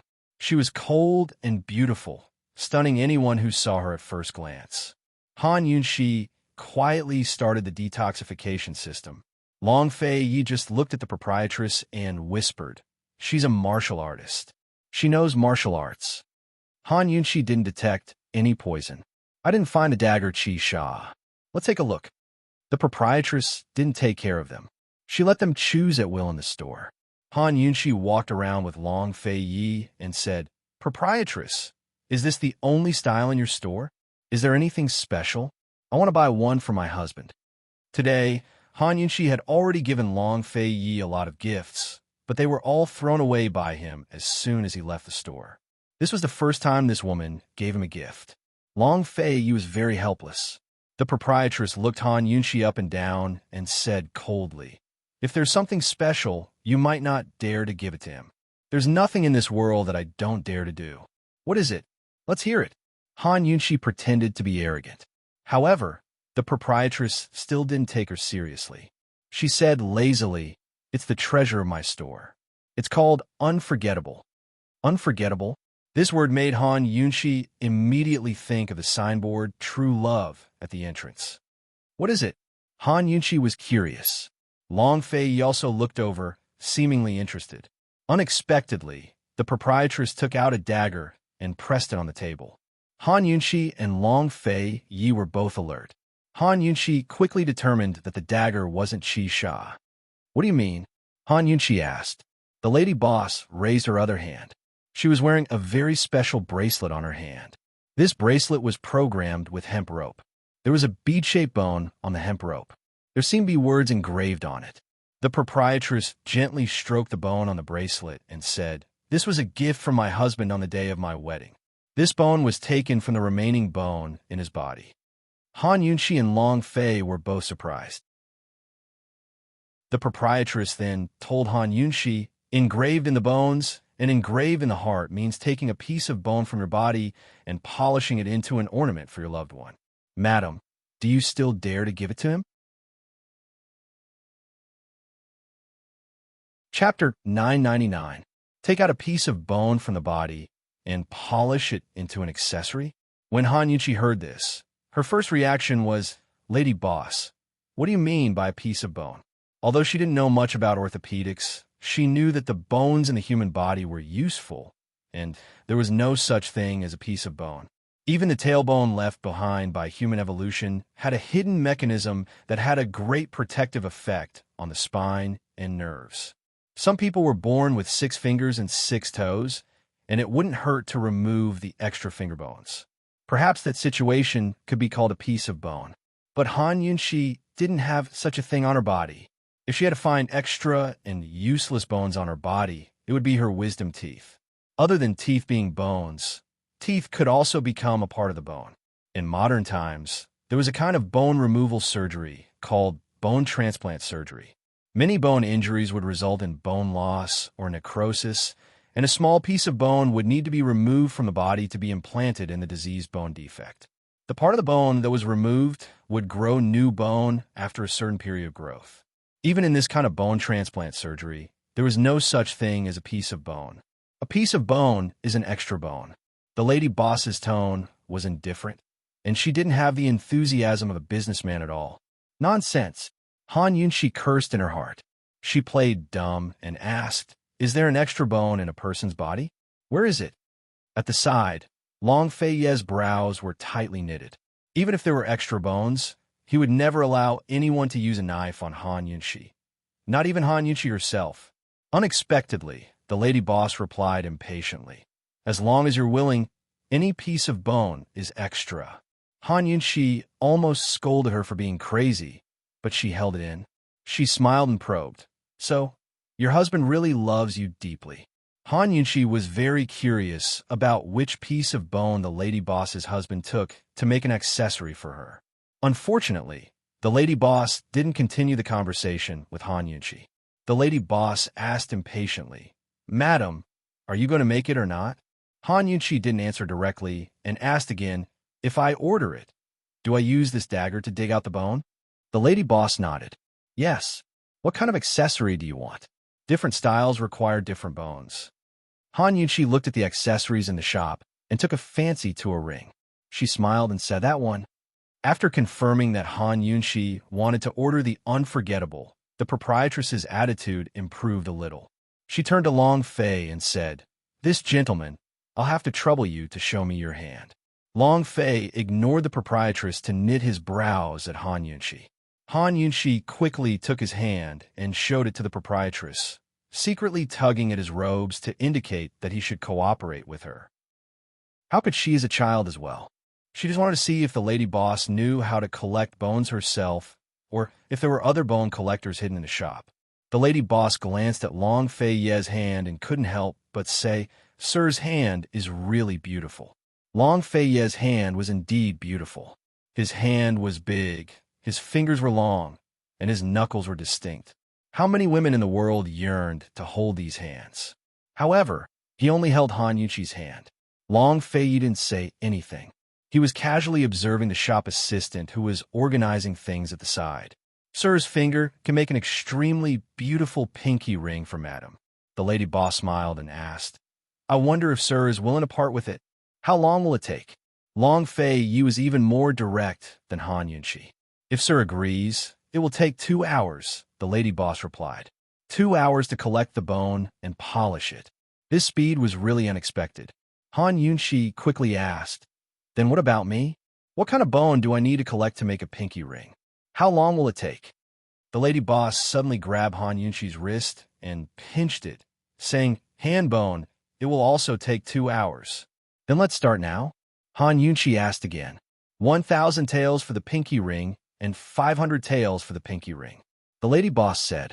Han Yunxi was very incredulous. In the eyes of the lady boss, it seemed very normal to take a bone from one's body to make an accessory for one's beloved. Paying any price was not excessive. The lady boss actually didn't mention to them the consequences of taking out the bone and becoming disabled. "If I take out the bone, then wouldn't my hand be crippled?" Han Yunxi asked seriously. The lady boss's face suddenly darkened and she arrogantly said, "If you don't dare, then leave early. My little shop never forces customers. If you don't want to do it, it's meaningless to order this gift." Long Fei didn't say anything and put down the silver. Seeing this, the lady boss's expression finally improved. She lazily stood up and walked out of the counter. "The two of you, come with me." Long Fei tightly held Han Yunxi's hand and followed the lady boss to the backyard. When they reached the backyard, they saw 2 or 3 women carving bone accessories, while a man was forging a dagger. His right sleeve hung empty, obviously without an arm.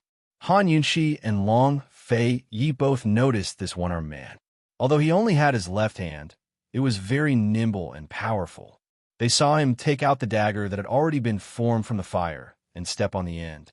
His left hand was hammered, and he used all his strength to hammer it. "That's the boss, right?" Han Yunxi probed. She suspected that this man's arm had been chopped off by the lady boss to make an accessory.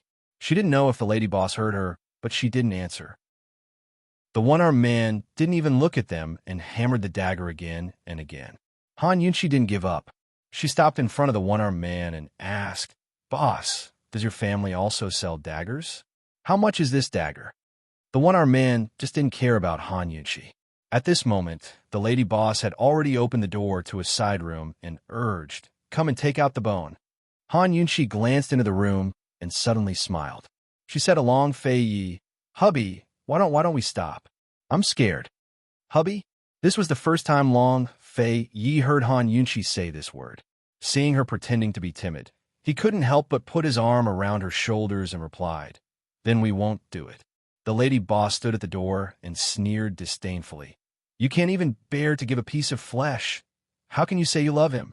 Sir, you should divorce a wife like her as soon as possible." Han Yunqi looked back. She couldn't help but want to argue, but in the end, she didn't. She looked at Long Fei Yi and said loudly, "My bones, my blood, my flesh, my person, and my soul are all yours. You have no reason to divorce me."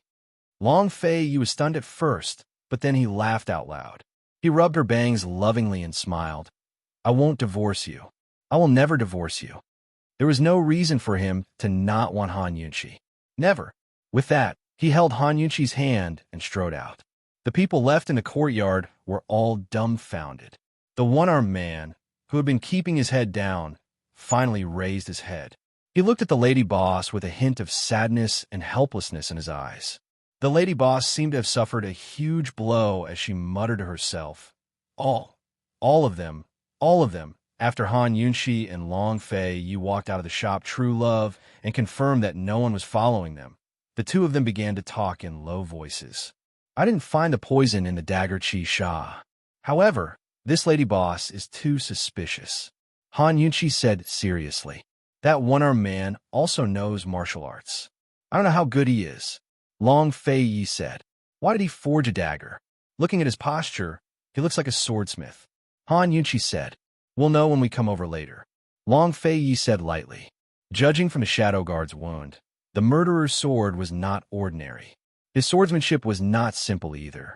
As long as he could exchange one or two moves, he would know what was going on." Now, they were looking for the murderer. 1. They relied on Han Yunqi to detect the poison in the dagger Chi Sha. 2. They relied on him to test the murderer's swordsmanship. Han Yunqi and Long Fei Yi went to a few more bone jewelry stores, but they didn't find anything. When night fell, Long Fei Yi and Han Yunqi both put on their masks and planned to sneak into True Love to test it out. News came from the Yinyang Lake. Bailey Mingxiang came ashore and made a big discovery at the bottom of the lake. Han Yunqi and Long Fei Yi immediately rushed over. Bailey Mingxiang and Su Donglin had been waiting by the lake for a long time. "Your Highness, Princess, there is indeed a force under the whirlpool at the bottom of the lake. This servant can't resist it and can't get too close. However, I can be sure that it's sword chi." Sword chi? Could it be that there was an ancient sword hidden at the bottom of the lake? If an ordinary sword was not controlled by the swordsman, it would not be able to burst out such a powerful sword chi. Only an ancient sword that had a powerful force could emit sword chi. If a swordsman wanted to control an ancient sword, he must first tame the sword chi of the sword. Otherwise, he would be devoured. The profound frost sword in Long Fei Yi's hand was an ancient sword. Long Fei Yi also spent a lot of effort to subdue it. Long Fei Yi was overjoyed and asked Han Yunqi, "Let's go down and take a look?" Han Yunqi had already cultivated the power of nirvana. Now that she was dual cultivating with him, she had already mastered a complete set of swordsmanship. She had always lacked a sword. He had also been looking for one, but he couldn't find a satisfactory one. How powerful was it to be able to create a whirlpool at the bottom of the lake? Long Fei Yi suspected that the ancient sword at the bottom of the lake was even more powerful than the profound frost sword in his hand. How could he miss out on such a good thing? How could he not give it to Han Yunqi? Han Yunqi's first thought was the murderer. The murderer's swordsmanship was so brilliant, and he knew that there was a whirlpool at the bottom of the lake. He must know that there was a sword hidden at the bottom of the Yinyang Lake. The murderer had a dagger to kill people and take the bones. Could it be related to the sword at the bottom of the lake? Han Yunqi and Long Fei Yi were quickly brought to the bottom of the lake by Bailey Mingxiang. They entered the center of the whirlpool and kept going down. The bottom of the lake was really deep. Han Yunqi felt that it was not like diving into a lake, but a bit like diving into a sea. After a while, they finally felt the existence of the sword chi. "Your Highness, the princess's flowing light ball can only hold on until here. It will break if we go any further." Bailey Mingxiang was very cautious. Han Yunxi and Bailey Mingxiang could feel the strength and sharpness of the sword qi. It was as if there was a swordsman at the bottom of the lake, waving his sword at them. The sword qi was earth-shattering, rushing over in the water. However, Long Fei Yi suddenly felt the baleful aura in the sword qi. The old man Kenshin said that ancient swords were divided into good and evil. The righteous ones had a venerable aura, while the evil ones had a baleful aura. Long Fei Yi muttered to himself, such a strong, baleful aura. Could it be? Chapter 1000. Seeing Long Fei Yi's shocked expression, Han Yunxi finally realized that the treasured sword at the bottom of the lake was an extremely good item. They hadn't even found the 7 Demons' dagger, yet they had already picked up a treasure. What is it? Han Yunxi asked anxiously. It's the soul of Mo Xie's sword. Long Fei Yi said seriously. The soul of Mo Xie's sword? Han Yunxi didn't understand. She had heard of Mo Xie's treasured sword before. Mo Xie was the wife of a swordsmith, Ganjiang. Ganjiang was ordered by King Wu to forge the sword. He gathered the essence of iron from 5 mountains and the essence of gold from 6 directions to forge the sword. Unfortunately, he still hadn't succeeded after 3 months. If he didn't hand over the sword on time, King Wu would take Ganjiang's life. In order to save her husband's life, Mo Xie jumped into the furnace and the treasured sword shattered. The treasured sword had a male and a female, so it was named Mo Xie's Ganjiang. Ganjiang secretly hid Mo Xie's treasured sword and only gave the Ganjiang treasured sword to King Wu. After King Wu found out, he was sentenced to death and Ganjiang's soul was attached to the Ganjiang treasured sword. Mo Xie and Ganjiang were both treasured swords from the ancient times and also the swords of husband and wife. Han Yunxi only knew of the legend of Mo Xie's Ganjiang, but she had never heard of Mo Xie's sword soul. I heard Master say that Mo Xie's treasured sword was destroyed 100 years ago, but the sword's soul remained. Mo Xie originally had a baleful aura, and after the sword's body was destroyed, the baleful aura became even stronger. If you want to subdue it, you must first get rid of the baleful aura, Long Fei Yi said indifferently. What about Ganjiang? Wasn't it destroyed? Han Yunxi asked curiously. Ganjiang is in the forbidden area of Tianshan Kenzo. 3 venerables are guarding it. Long Fei Yi said in a low voice.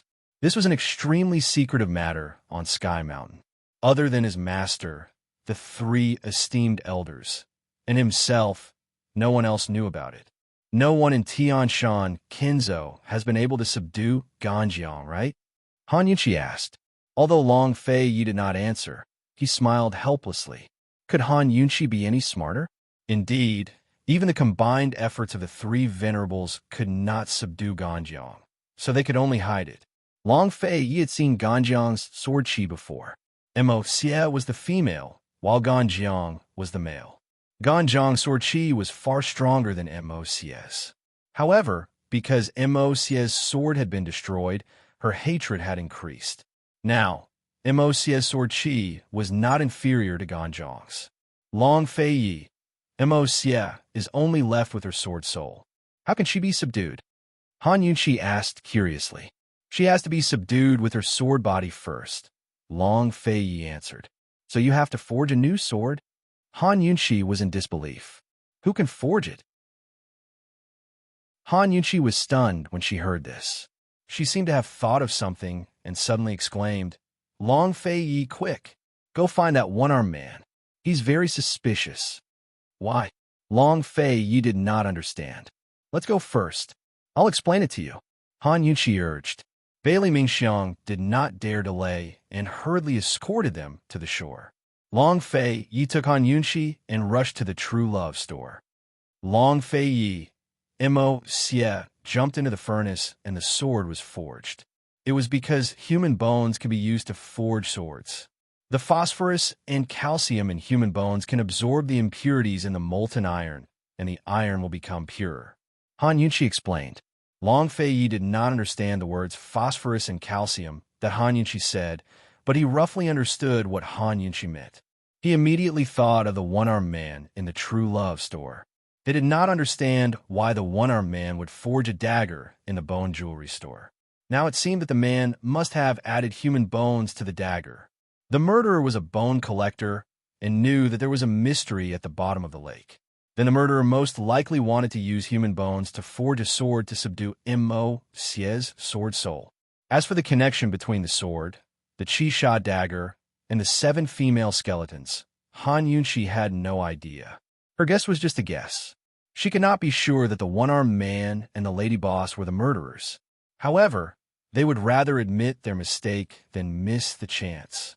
Whether the two were the murderers or not, as long as Long Fei Yi went to test them, it would be clear. When Han Yunqi and Long Fei Yi arrived at the True Love store, they found that the store was empty. The backyard was also empty. There was no one. Was it because of their test today that they aroused the other party's vigilance?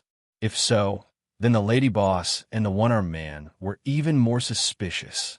Long Fei Yi ordered the shadow guard to track down all the people who were related to this store. He immediately took Han Yunqi back to the Enyang Lake. They did not guard the lake like last night. Instead, they found a place to hide. As long as Immerse's sword soul was still there, then the murderer would definitely come to the lake. They could not escape. After Long Fei Yi and Han Yunqi duel cultivated, they continued to guard the lake. That night, the murderer did not appear. The next morning, Su Donglin sent a message. Your Highness, this subordinate has investigated clearly. The people in that store never interacted with outsiders. The human bones used in the store were all found by the owner. They have never traded with any bone collectors in the city. What's their background? Long Fei Yi asked. This subordinate could not find out. I only found out that the store is 10 years old. The lady boss is a foreigner. She bought the store 10 years ago and started operating it. No one has seen the boss.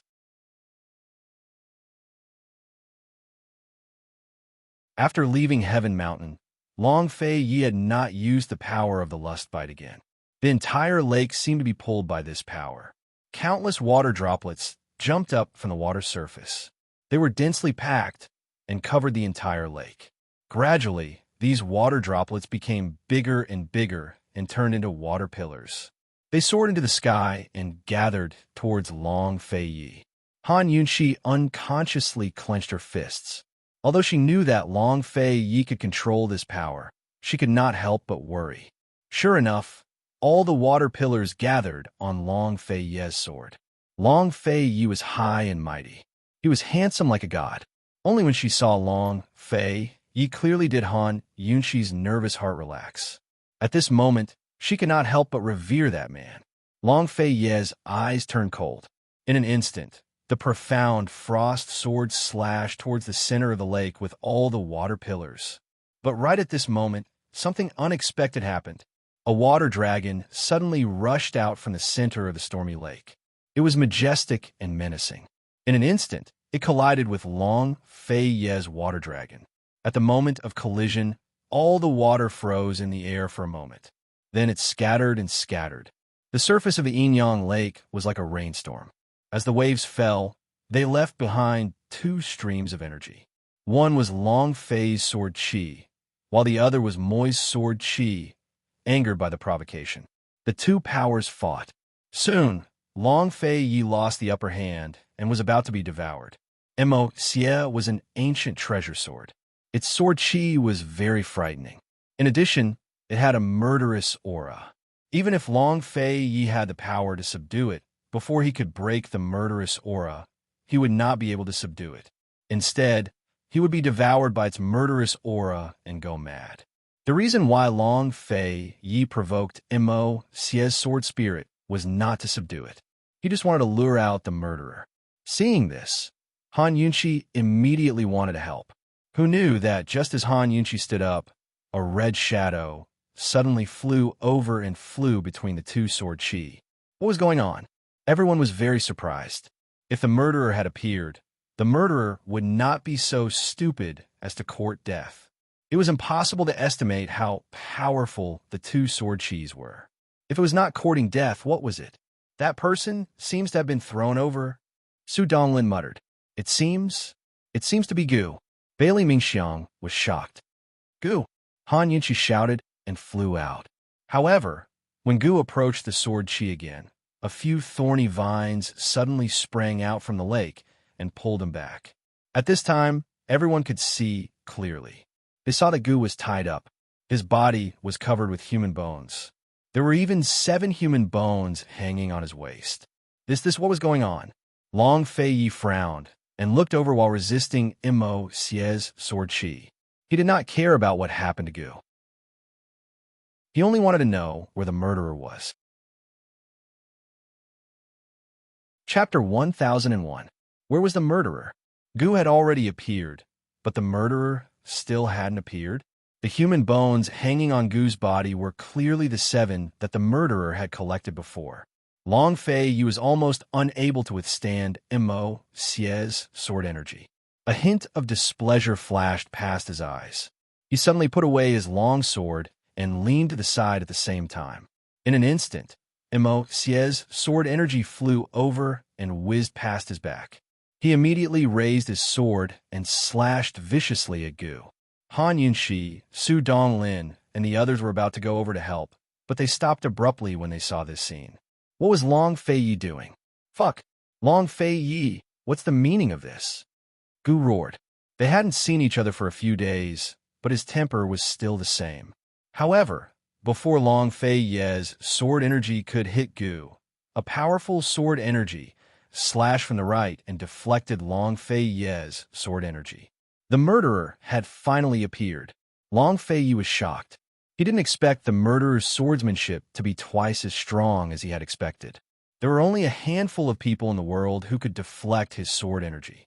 Long Fei Yi and Gu looked to the right at the same time. They saw a man standing in the air with a human bone mask on his face. He held a long sword in his left hand, and his right sleeve was empty. It was a severed arm. It was him, the one-armed man from True Love Shop. Where was the lady boss? Where was the 7 demons' dagger? Han Yunqi didn't detect the poison in the 7 demons' dagger. She was on guard and whispered, Su Donglin, the lady boss hasn't arrived yet. It seems that both of them came to kill Sui Yin that day. The shadow guard only saw the lady boss and didn't see the one-armed man. That day, both the lady boss and the one-armed man had come. The one-armed man had killed the lady boss and bought time for the lady boss to retrieve the bone. Otherwise, the speed would not have been so fast. Han Yunqi didn't have the time to think about why these 2 people didn't throw the 6 female corpses into the lake, and why did they set fire to the memorial hall? Why did they directly throw Sui Yun into the lake after killing her? She would leave the culprit to Gu and Long Fei Yi. She and Su Donglin had to guard against the lady boss. After all, the Qisha dagger was in the lady boss's hands. She couldn't detoxify the poison on the weapon. At this moment, Immerse's sword chi filled the entire Inyang Lake and did not sink to the bottom of the lake. After Long Fei Yi saw the murderer, he was not in a hurry to catch him. He waved his sword again and slashed at Gu. Unexpectedly, the murderer also attacked Gu. With a wave of his sword, he actually shot out a blue flame. Sword fire. Long Fei Yi was shocked.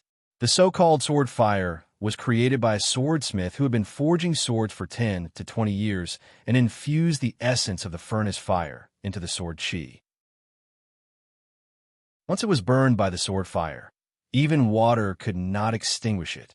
Only a stronger sword chi could extinguish the sword fire. Needless to say, the murderer's swordsmanship had exceeded Long Fei Yi's expectations time and time again. How could such an expert not be from Kenzhou? Just as Long Fei Yi was about to extinguish the sword fire, Gu suddenly used the power of the vines to face the sword fire head-on. At this moment, Long Fei Yi almost scolded Gu for courting death. But he quickly realized that something was wrong. Gu seemed to be waiting for this moment. This guy had been missing for so many days. What did he do? What was he trying to do now? Long Fei Yi did not block the sword fire. Once the sword fire touched Gu, it immediately ignited all the bones in his body. What was unbelievable was that the burning flames were all black. As the flames burned, everyone felt a sinister, sinister aura. At this moment, the culprit suddenly cut through the brambles by the lake. Gu Qixiao was surrounded by a ball of fire as he fell into the water. Once he fell into the water, Immerse's sword qi that permeated the water gathered around him. With the help of the sword qi, the black sword fire burned even more vigorously. Everyone could clearly feel the sword qi surging up from the center of the lake. Han Yunxi did not expect the situation to develop like this. She saw Gu taking the initiative to fly into the sword fire, but she did not have time to think about the reason. At this moment, there was only one thought in her mind. Gu will die. Suddenly, she exclaimed, Gu will die. Long Fei Yi, quickly save him. Long Fei Yi could really save people. He also knew how to save people. Although the one-armed man's swordsmanship was superb, it was still below his. Otherwise, his sword qi would not have been deflected, but directly shattered. His sword qi was still strong against the one-armed man, so his sword qi could extinguish the sword fire that the one-armed man refined. But if he extinguished the sword fire now, Immerse's sword spirit would probably sink to the bottom of the lake forever. He did not know why Gu did this, but one thing was for sure. Gu was definitely aiming for Immerse's sword spirit. Long Fei Yi was hesitating whether to save. Han Yunxi suddenly stopped shouting. She looked to the left and shouted, Long Fei Yi, be careful of poison. Long Fei Yi immediately leaped into the air. A dagger flew past his feet. This dagger was none other than the Seven Demons dagger. After Long Fei Yi dodged, he immediately tried to snatch the Seven Demons dagger. However, the one-armed man was very close to the Seven Demons dagger. He did not try to snatch it. Instead, he swung his sword and swept the Seven Demons dagger towards Gu. Everything happened very suddenly. No one had time to think, let alone defend. Just like that, everyone watched as the Seven Demons dagger sank into the fireball. At this moment, the raging fire had completely engulfed Gu. Blood dripped from the fireball. At first, it was very little. It was so little that no one noticed it. But gradually it became more. Han Yunxi saw it clearly. She regained her senses and shouted, Save him! She flew over, but it was too late. The fireball sank into the water. After the entire fireball was swallowed up by the lake, the entire surface of the lake suddenly began to burn up. It was like a huge furnace that was ignited by a raging fire. Han Yunxi finally understood. 7 female corpses, the 7 demons' dagger, and the sword fire. The murderer put these 3 things together with Gu and used the Yinyang Lake as a furnace to forge a sword. As long as the sword was forged, Immerse's sword spirit hidden at the bottom of the Yinyang Lake would attach itself to the new sword.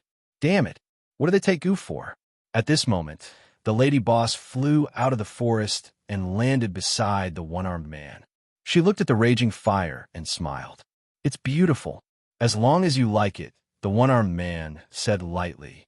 Han Yunxi angrily rushed to the sky and shouted, Tell me how to stop this, or I'll kill you. She didn't know if it was too late to stop the calcining process, but this was the only solution she could think of. The lady boss was very disdainful of Han Yunxi, and the man ignored her. Long Fei Yi chased after them. He had never been so hesitant before. He knew very well that Gu would not die, and it was very likely that he would be able to control the newly forged sword. But how should he explain this to Han Yunxi?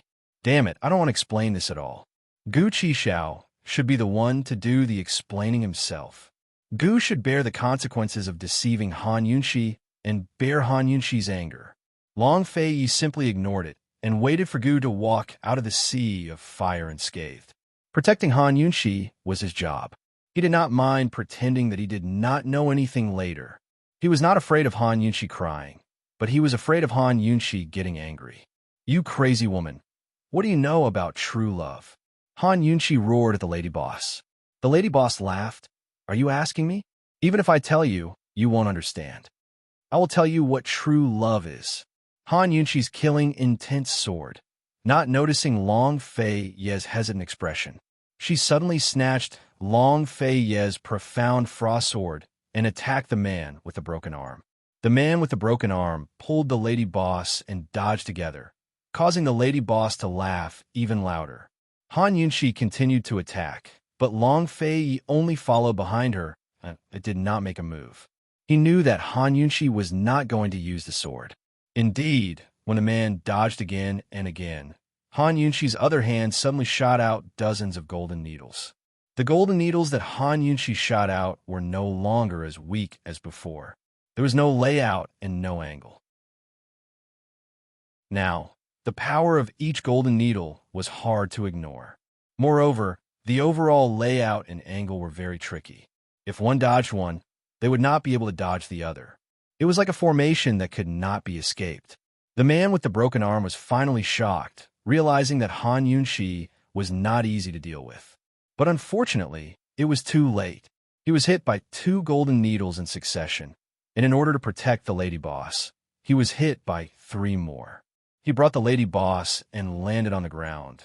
The bones all over his body were unbearably painful, but he still protected the lady boss behind him. Han Yunshi and Long Fei also landed. Han Yunshi angrily said to the lady boss, "Do you love him? Do you know what true love is? If you do, then tell me how to extinguish the sword fire. Otherwise, I guarantee that in half a cup of tea's time, all the bones in his body will be crushed in half a cup of tea's time." The lady boss's bone-gathering technique was very fast, but it was far from Han Yunshi's poison speed. Who knew that before the lady boss spoke? The one who spoke was the man with the broken arm. He said, "The sword spirit has already been hooked out. This fire can't be extinguished. It's useless even if you kill me. If you die, she will definitely be very, very miserable, I guarantee it." When Han Yunshi became ruthless, she was really not to be trifled with.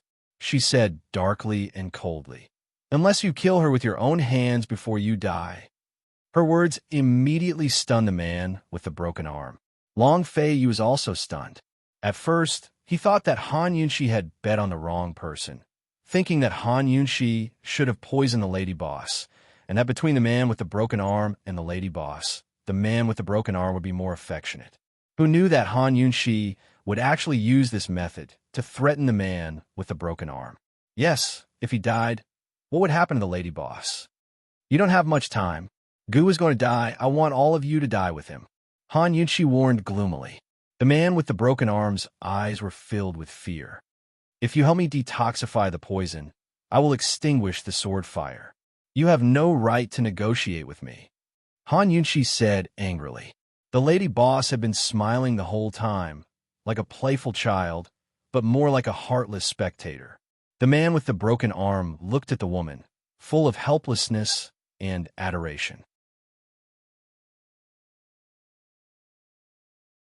Chapter 1002. The one-armed man had no other choice. Just as he was about to raise his sword to extinguish the sword fire, a huge fireball suddenly flew out from the blazing flames and soared high into the sky. What was that? Everyone was very surprised, and their attention followed.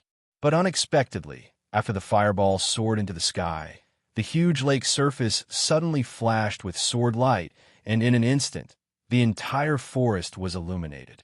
Long Fei hurriedly turned sideways and used his body to block the sword light for Han Yunshi and retreated far away. The one-armed man followed closely behind and protected the lady boss. Su Donglin and Bailey Mingxiang were a step slower and were all injured by the sword chi. Wounds appeared on their bodies caused by the sword light. The powerful sword light did not stay on the lake surface for long as it rapidly converged towards the center of the lake.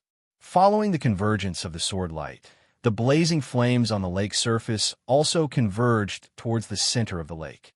The sword gleam and the flames, one white and one black, rose and fell in waves, winding and surging like waves, beautiful, magnificent, magnificent, magnificent, and magnificent.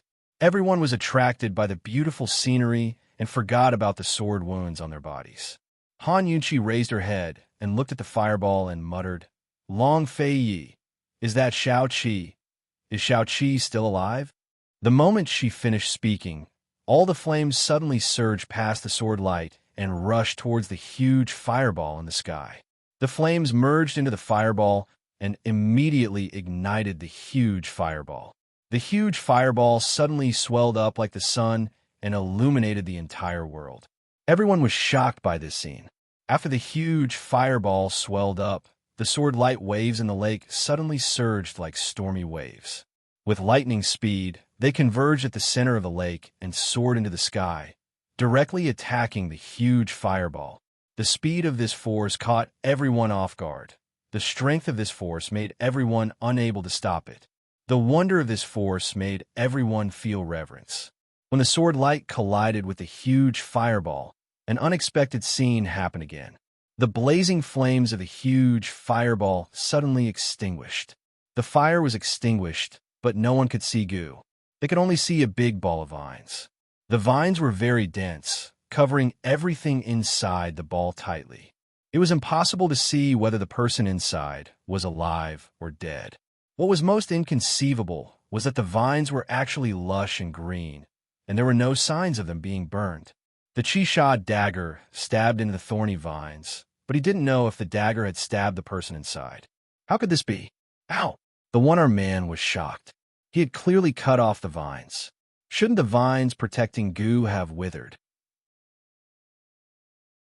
Moreover, even if it didn't wither, shouldn't it have been destroyed by the sword fire?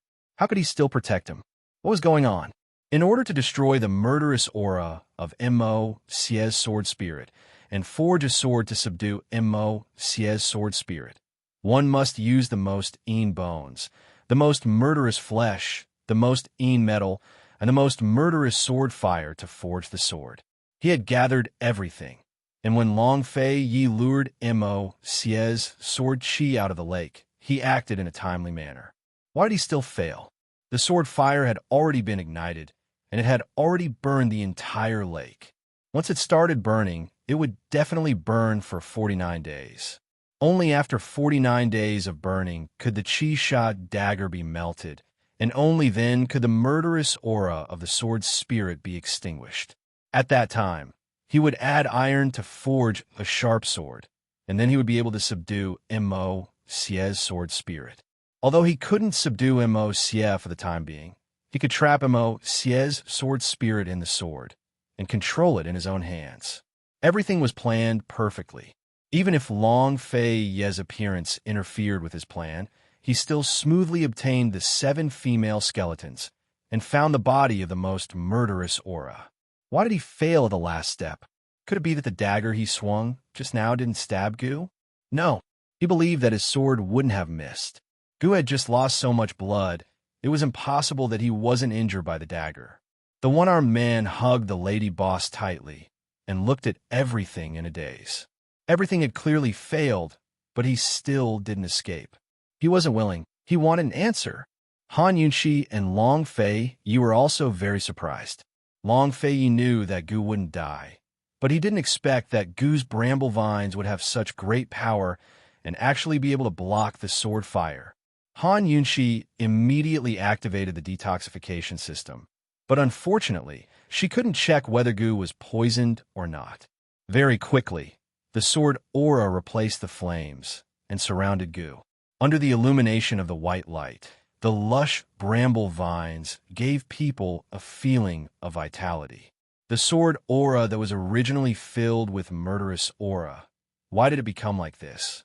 Everyone couldn't see death, but instead saw a new hope. Everyone then realized that the murderous aura of Immerse's sword aura had disappeared. Long Fei Yi, Xiaoqi won't die. He definitely won't die, right? Han Yunxi murmured. Long Fei Yi originally wanted to answer yes, but looking at the light in the air, he unconsciously changed his words and murmured, Han Yunxi, if Gu dies, will you cry? Yes. Han Yunxi didn't think. Long Fei Yi, no matter who dies among our friends, I will cry. What about me? Long Fei Yi turned to look at her. What about me? No. Han Yunxi murmured, I will die, so you have to live well. Long Fei Yi smiled bitterly, helpless and powerless. He could only smile bitterly. And at this moment, under the nourishment of the sword aura, the thorny vines and leaves bloomed with demonic red thorny flowers. Looking from afar, it was like fire, like blood, so beautiful. Everyone was stunned. Gradually, a fiery red light flowed out from the bottom of the lake, different from the sword aura's sharpness. This red light was very gentle and flowed gracefully up the sword aura. It's the sword spirit. Immerse's sword spirit has come out. Long Fei Yi murmured to himself. When the red light touched the thorny vines, the dense thorny vines suddenly loosened and fell down in circles, thorny flower petals fluttering in the air. Everyone finally saw Gu Qishao. He wasn't burned by the sword fire, and the dagger Qisha didn't stab him. He was perfectly fine and looked unharmed. However, the bones that were originally hanging on his body had all disappeared, and the warm red light was slowly flowing into his body. When the thorny vines all fell, the dagger Qisha also fell. Suddenly, the one-armed man hugged the lady boss with one hand and flew over with the sword in the other. Long Fei Ye's lips curled into a cold arc and protected Han Yunxi in the air. The man seemed to be in pain, but he gritted his teeth and waved his sword again, wanting to use the dagger Qisha to kill Gu. Long Fei Ye's ruthless sword aura intercepted the dagger Qisha. The man immediately waved his sword again, and the dagger Qisha was in a deadlock between the two sword auras, hanging in the air. Long Fei Yi was about to use his strength, but who knew? The dagger Qisha suddenly disappeared into thin air. Everyone was shocked, and the one-armed man was very confused. He looked at Gu, but still couldn't see the dagger Qisha. Long Fei Yi laughed in a low voice. It really is the metal of 10,000 poisons. You should have made your move earlier. Han Yunxi smiled helplessly. Everything just happened too suddenly, and she really forgot about it. She was now in the second stage of the poison storage space, and could only store poisons that were a threat to her. But if it was the metal of 10,000 poisons, there were no restrictions. She didn't even know that she had a poison storage space, and she already stored a pool of water of 10,000 poisons. So, think about it the other way around. If this dagger Qisha could be stored in her poison storage space, then it must be the metal of 10,000 poisons. Han Yunxi whispered, "It really is it, I finally got it." Unable to find the dagger Qisha, the one-armed man was already in despair. He glanced at Gu, murderous intent rising in his eyes. But before he could make a move, Long Fei Yi protected Han Yunxi and landed in front of Gu, cold eyes staring at the one-armed man. At the same time, Su Donglin, Bailey Mingxiang, and a group of Shadow Guard and Poison Guards all rushed over, surrounding the one-armed man and the lady boss. The lady boss was still smiling indifferently, and the one-armed man finally couldn't care less about Gu, realizing that he couldn't escape. "Your bones are starting to hurt, aren't they?" Han Yunxi asked slowly. The one-armed man was calm. "How can I get the antidote? Tell me what's going on." Han Yunxi said. Every bone in the one-armed man's body hurt, including his skull. His brows furrowed, and he couldn't help but fall to the ground. Even though the pain was unbearable, he still didn't let go of the lady boss. "Save me first. I'm not negotiating with you. I can't explain everything clearly in such a short time." The one-armed man finally showed an anxious expression. "It's your own business whether you have enough time or not. I don't care how much time you spend. As long as you explain everything clearly, I'll be satisfied. Naturally, I'll save you." Han Yunxi was ruthless. Although she had helped the one-armed man detoxify the poison, and the one-armed man couldn't escape from Long Fei Ye's clutches, she didn't want to be ruthless. She had to know the truth. The more the one-armed man thought about it, the more time he had to waste. He wasn't afraid of death, but he was afraid that the person in his arms would have no one to rely on. The dagger Qisha is a metal of extreme and extreme evil. Those who die from the dagger Qisha are corpses of extreme and their bones are of extreme. The red-clothed man's fate is evil, so he must have been born on the 7th day of the 7th month. His attribute is fire, and his body is of extreme evil. Using sword fire to burn the metal of extreme and extreme evil, and with the help of extreme bones, he has an extreme evil body. This method can burn away Immerse's evil aura, and can forge a sword that can bear Immerse's sword spirit. Now, the red-clothed man is not dead. The dagger Chi Sha is not fused. The extreme Yin bones have been shattered. The sword fire has been extinguished, and Immo Sie's evil aura has dissipated. I also don't know where Immo Sie's sword spirit will land. The one-armed man explained. Han Yunqi was very shocked. She didn't expect that the one-armed man could see Gu's fate. She was not satisfied with the one-armed man's answer at all. Tell me, what's Gu's situation now? Moxie's sword spirit was currently pouring endlessly into Gu Qixiao's body. Gu Qixiao was a human, not a sword. Could he take it? The man was about to answer Han Yunqi, but his legs went soft, and he fell heavily to the ground. The bones in his legs were in so much pain that he couldn't stand steadily. Soon, the bones in his legs would start to shatter. The lady boss was laughing, but the one-armed man had already given up on struggling. He begged bitterly, "Miss, I beg you, save me, I can't die. I promise I'll tell you everything. Please believe me." Han Yunqi knew that the poison was about to take effect. She was about to save him, but Long Fei Yi.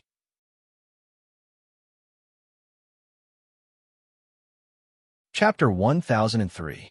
Long Fei Yi stopped Han Yunqi and asked the one-armed man coldly, "What's your relationship with Tian Shan Kenzo?" Long Fei Yi's question had nothing to do with Immo Sie's sword spirit, but it was very important. Someone with such brilliant swordsmanship. If he wasn't from the Celestial Mountain Sword sect, where did he come from? The one-armed man was surprised by Long Fei Yi's question. He hesitated, but the pain in his bones and the lady boss's laughter reminded him that he must answer Long Fei Yi's question. "My master is from the Evil Sword School. He has been living in seclusion for many years and has never asked about Kenzo. I am his only disciple." The one-armed man answered honestly. Evil Sword School? Long Fei Yi was satisfied with the answer and stepped back. There were some things about the Evil Sword School that he did not know, and he had never seen some of the secret techniques of the Evil Sword School. Han Yunqi immediately took out the antidote to save the man. She wanted to ask more questions, but there was not enough time. If she did not save the man now, they would not be able to get any answers. The man took the antidote and fell to the ground. Han Yunqi could feel him sighing. Han Yunqi knew there was something going on between the man and the lady boss, but she was not interested. She only knew that the two of them had killed 7 innocent women and 2 shadow guard. Their crimes were unforgivable. After the antidote, Han Yunqi asked, "Why was Immo Sie's sword spirit absorbed by Gu's body? What's going on? Is his life in danger?" The man lowered his head and said dejectedly, "I don't know." The proprietress stared at Gu Qixiao. Her smile had been perfectly fine, but she suddenly burst into tears. "It's gone. The sword he wanted is gone." The man's head drooped down silently. No matter how Han Yunqi questioned him, he didn't say a word. Han Yunqi wanted to kick him away. "You untrustworthy thing. Miss, I really don't know. I really don't know." He could see Gu's life providence, but he couldn't see through his body or his thorny vines. He felt that Gu's body was immortal and indestructible, and the vines were also immortal and indestructible. A complicated look flashed through Long Fei Yi's eyes, but he didn't say anything for a long time. At this moment, Bailey Mingxiang and Su Donglin suddenly shouted, "Liu Guang is gone. Flowing light is gone." Han Yunqi and Long Fei Yi looked back and saw that the red light had really disappeared, and the sword light that lingered around Gu had also weakened at the tip of the sword. Gradually, the sword light also disappeared. Gu seemed to have fallen asleep in midair. "Shao Qi," Han Yunqi subconsciously said. She didn't even realize that she had called out, "Shao Qi." "Su Donglin, go and take a look," Long Fei Yi said. He had a look after the one-armed man and the lady boss, where he would have gone over long ago. When Su Donglin went over, Han Yunqi wanted to follow, but Long Fei Yi stopped her. He was a little angry. If Immo Sie's sword soul loses control, it will be extremely lethal. "You better behave yourself." Long Fei Yi knew that Han Yunqi was worried about Gu purely out of friendship, but he also minded.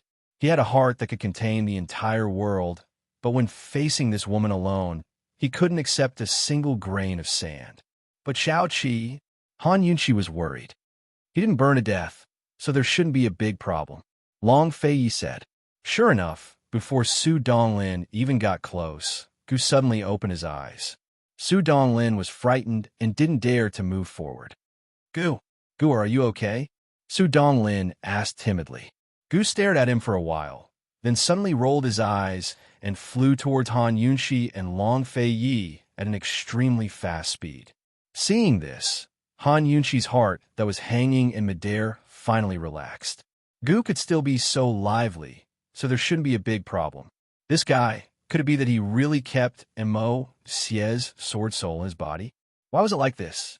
Han Yunxi was just about to ask Gu, who knew that Gu would rush in front of Long Fei Yi and ask, Long Fei Yi, did you want to kill me just now?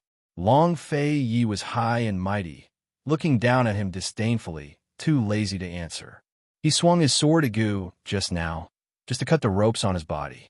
This guy ran over to question him about this, which meant that this guy was very clear-headed during the whole process. Long Fei Yi originally didn't want to pay attention to Gu, but suddenly thought of something and actually opened his mouth.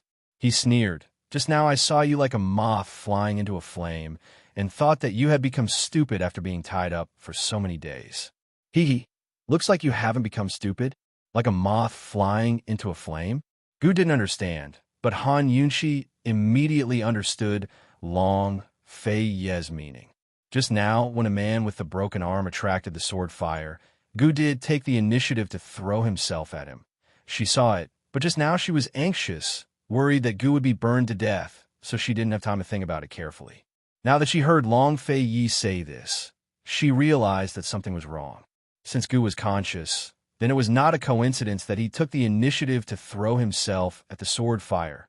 It was not an accident. It was done with a purpose. Could it be that Gu knew something? Han Yunxi frowned and looked at Gu. She found that there was a deep wound on his shoulder. Other than that, there were some wounds caused by the sword chi. He really wasn't stabbed by the dagger. So much blood just now should be from the deep wound on his shoulder.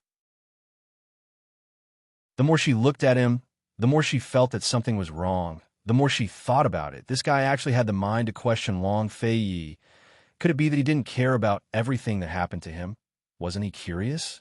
This was not normal. How much did this guy know about Immerse's sword spirit? The man with the broken arm wouldn't be stupid enough to tell Gu about the sword spirit. Gu most likely already knew everything. Gu, Han Yunxi suddenly shouted. Gu was shocked. He looked at Han Yunxi and actually unconsciously retreated. In this world, it was not only Long Fei Yi who was afraid of Han Yunxi getting angry. Gu was also afraid. Why didn't you burn to death? Han Yunxi suddenly asked. Gu's face turned pale. He panicked. What did Han Yunxi mean by asking this? Did she suspect him of something? He was wrapped in the thorny vines. He wasn't injured by the sword fire. Han Yunxi should have seen it earlier. Why did she still ask this now? Gu immediately looked at Long Fei Yi, his heart filled with shock. Could it be that Long Fei Yi had told Poison Last something? Facing Gu's questioning gaze, Long Fei Yi looked back at him with disdain, and then looked away. Long Fei Yi's attitude made Gu even more uncertain. Could it be that when he was bathed in the sword fire and sword chi, Long Fei Yi had told Poison Last the truth about him, not dying to comfort her? Gu's heart was beating wildly. He looked at Han Yunxi, suddenly not knowing how to answer. Who knew? Han Yunxi asked again. Gu, did you already know about the secret of Immerse's sword spirit? What happened to the thorny vines? How did they resist the sword fire? Han Yunxi would never have thought that Gu had an immortal body. She was angry because she thought that he suspected that Gu wasn't really kidnapped these few days, but was pretending to be kidnapped by the one-armed man. He knew about Immerse's sword spirit.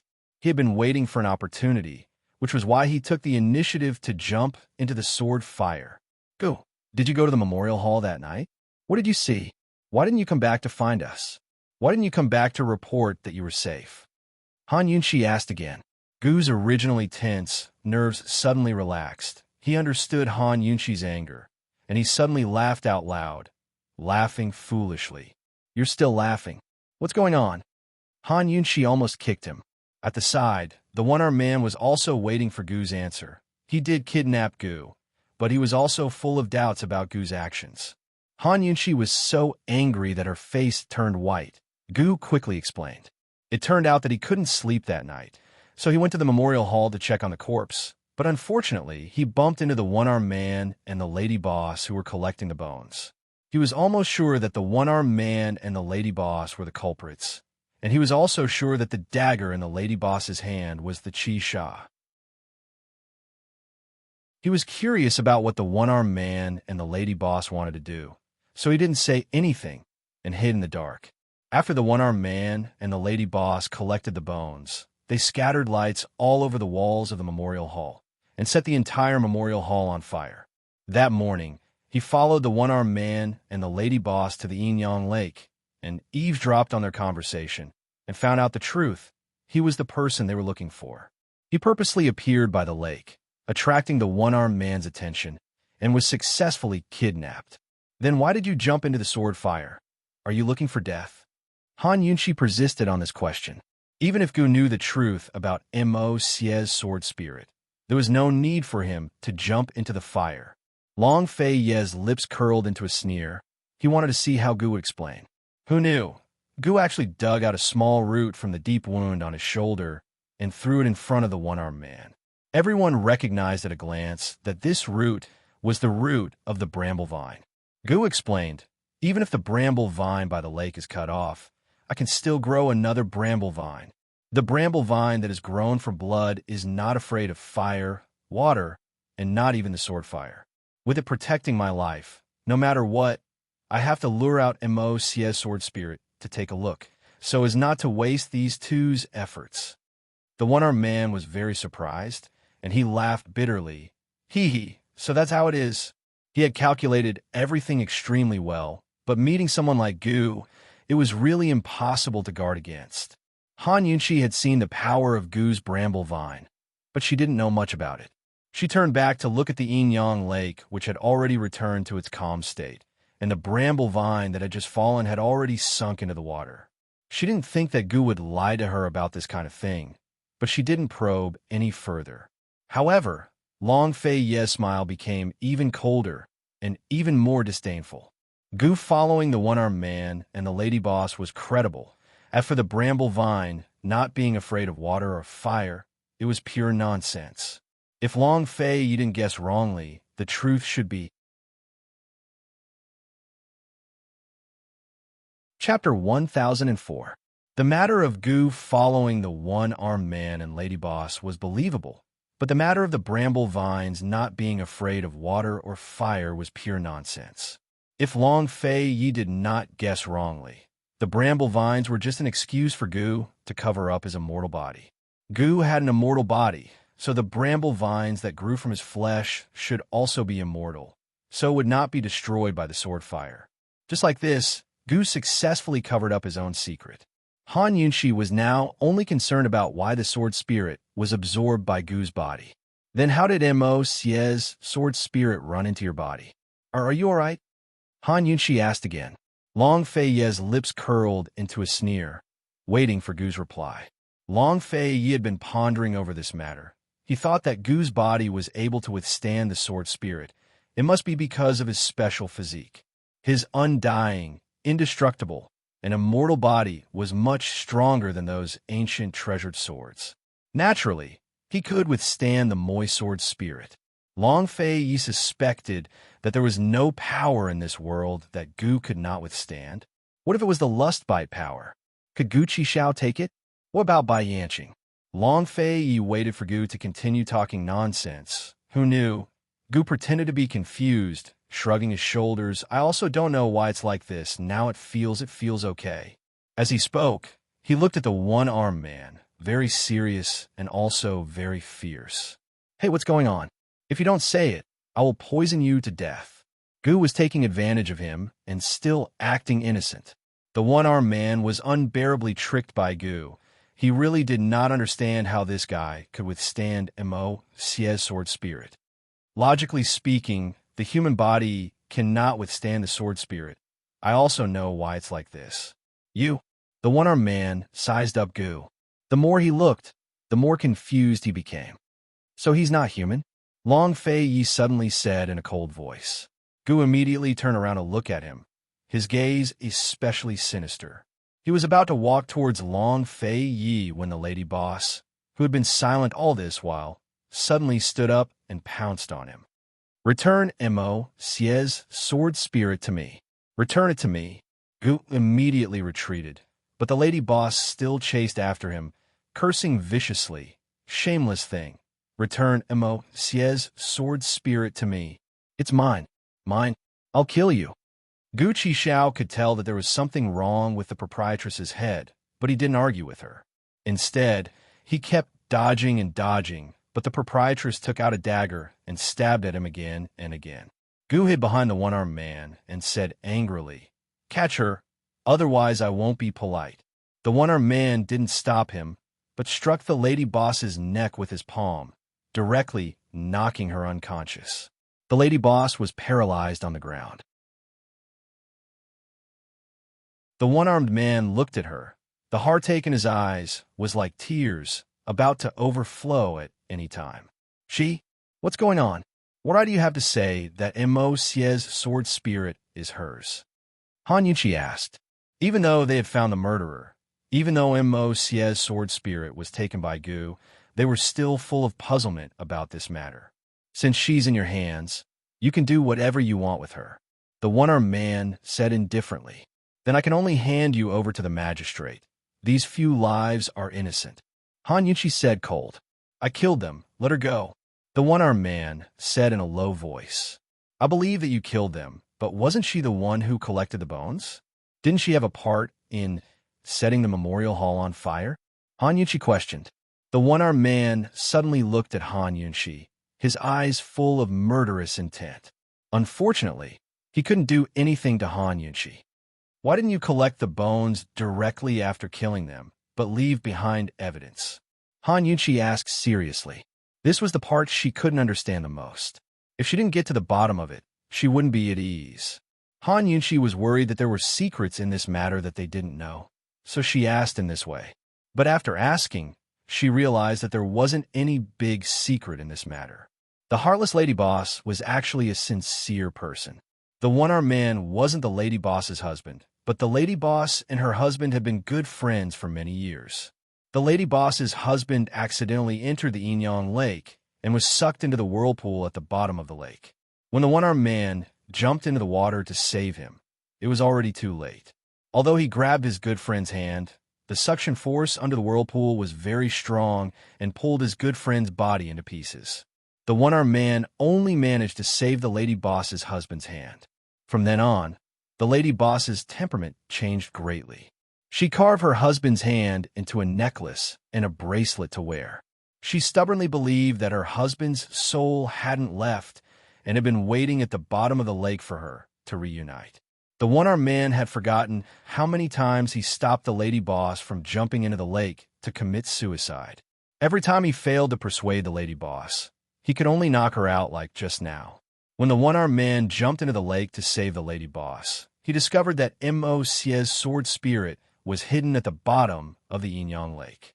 Helpless, he could only lie to the lady boss, saying that her husband's soul had already merged with the sword spirit. As long as she could obtain Mo Xie's sword spirit, she could reunite with her husband. Thus, the lady boss stopped trying to commit suicide. She began to search for a way to subdue Mo Xie's sword spirit with the one-armed man. They learned that in order to subdue Mo Xie, they had to destroy the sword spirit's evil spirit and forge a treasured sword. In order to forge a treasured sword that could subdue Mo Xie's sword spirit, it had to be made of extremely evil gold. Thus, they spent a total of 5 years to find the 7 evil daggers. With the one-armed man's swordsmanship and the lady boss's bone-collecting technique, they could have easily destroyed the corpses. However, the sword fire needed to burn for 49 days. In order to ensure that these 49 days would go smoothly and not be disturbed, the lady boss decided to commit suicide. They wanted to borrow the power of the magistrate office to seal off the Inyang Lake. The Inyang Lake was originally a place that the people of Qingchuan City feared. In addition, the women who came to the lake were assassinated one after another. Moreover, they bled from their 7 orifices and died horribly. Naturally, no one dared to come to the lake again. Moreover, if the magistrate office could not solve the case, they would forbid the people from coming near the lake. They went to the memorial hall to collect the bones of the 6 women and set the memorial hall on fire.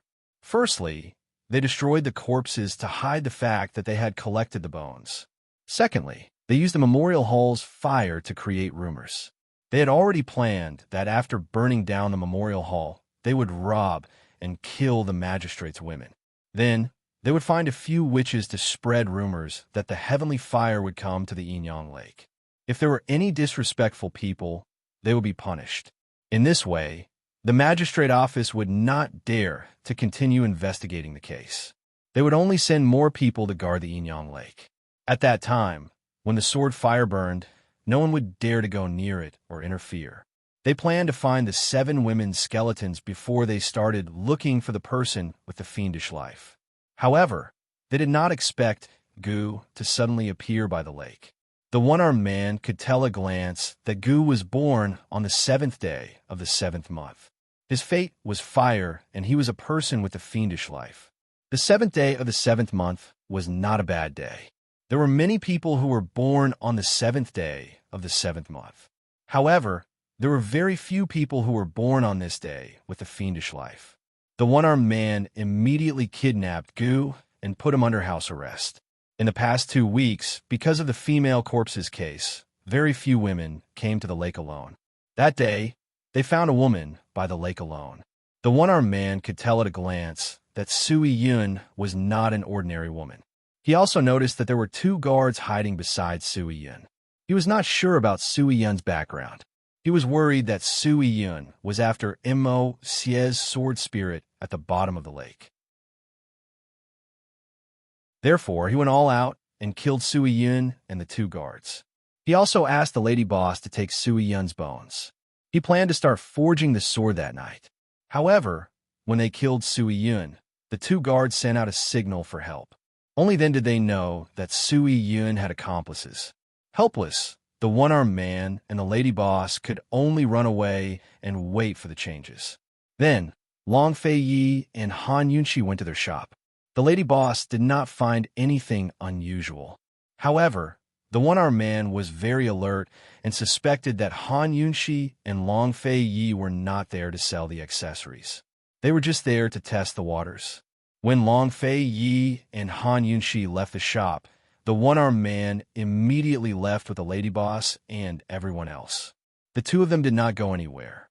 They just hid by the Inyang Lake and waited. When Long Fei Yi drew out Immerse's sword chi, the lady boss could not hold back anymore. The one-armed man had no choice but to throw Gu out and fight. But who knew that Gu already knew about Immerse's sword spirit? After hearing the one-armed man's explanation, Han Yunxi's face was complicated. When she looked at the lady boss again, she did not hate her as much as before. She frowned and did not speak for a long time. Still, Long Fei and Gu Qixiao remained unmoved. Long Fei's expression was as cold as ever, while Gu Qixiao looked as if he had nothing to do with this old man, even if the sky collapsed. Why are you so good to her? You're here for Immerse's sword spirit, right? Gu asked disdainfully. The one-armed man explained calmly. She's a girl that everyone dotes on. I can't bear for her to be alone and without anyone to rely on. This has nothing to do with Immerse's sword spirit. You can coax her or lie to her. There are plenty of reasons and excuses. Why did you choose Immerse's sword spirit? You should know that even if you take Immerse's sword spirit, she doesn't have the ability to control it. Han Yunxi finally opened her mouth. Why is your arm broken? Long Fei Yi asked. The one-armed man smiled bitterly. He didn't expect that he still couldn't deceive these people. He asked, Who are you people? He looked at Long Fei Yi. Are you a disciple of Sky Mountain? Actually, if it was someone from the Jianghu who had seen Long Fei Yi's swordsmanship, they could probably guess Long Fei Yi's identity. This one-armed man did not seem to be aware of the recent happenings in the Jianghu. You haven't answered my question. Long Fei Yi retorted. The one-armed man sighed and finally admitted his selfishness. I'm training in the evil sword sect's inner chi. Although it's fast, it's easy for me to suffer from backlash and go berserk. This arm of mine is precisely because I went berserk and crippled myself. If I can't find a treasure sword that can withstand my inner chi, 3 months later, my internal injuries will relapse. My other arm, I'm afraid I won't be able to keep it. I'm a blacksmith, and my master forced me to learn martial arts. I've never stepped into the Jianghu and have no intention of doing so. I just want to keep this arm. The one-armed man looked at the lady boss and lowered his voice. I just want to protect her for the rest of her life.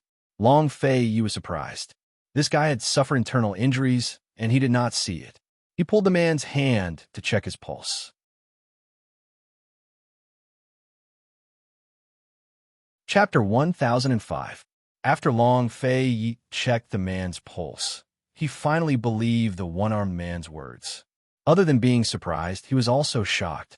When he was learning swordsmanship, his master rarely talked about the evil sword school's swordsmanship and mental cultivation methods. He only said that it was not the right path, and that seeking speed would lead to self-destruction. He only knew that the evil sword school's swordsmanship mental cultivation method was known as the evil Kenshin technique. Once it reached a certain level, there would be a backlash. As for the rest, he did not know much and was not interested. But from the looks of it, the evil sword school's swordsmanship did not lose to Tianshan Kenzo's Nirvana force. If it was not for the backlash, the one-armed man's swordsmanship would be even better. He might even be able to compete with his current swordsmanship and inner strength. In other words, the flaws of the evil sword school's mental cultivation method were not unavoidable. As long as one could find a suitable treasure sword, he could avoid all the flaws and not go astray. He might even surpass Tianshan Kenzo's Nirvana heart technique. The one-armed man's swordsmanship was superb.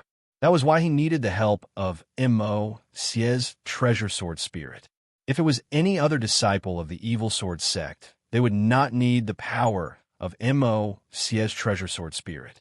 They only needed a treasure sword that could withstand a certain amount of power. There were not many treasured swords in the world, but there were many blacksmiths. As long as there were enough materials, the blacksmiths could create a good sword. Long Fei Ye's lustbite power was much stronger than the two Kenzo's mental cultivation methods.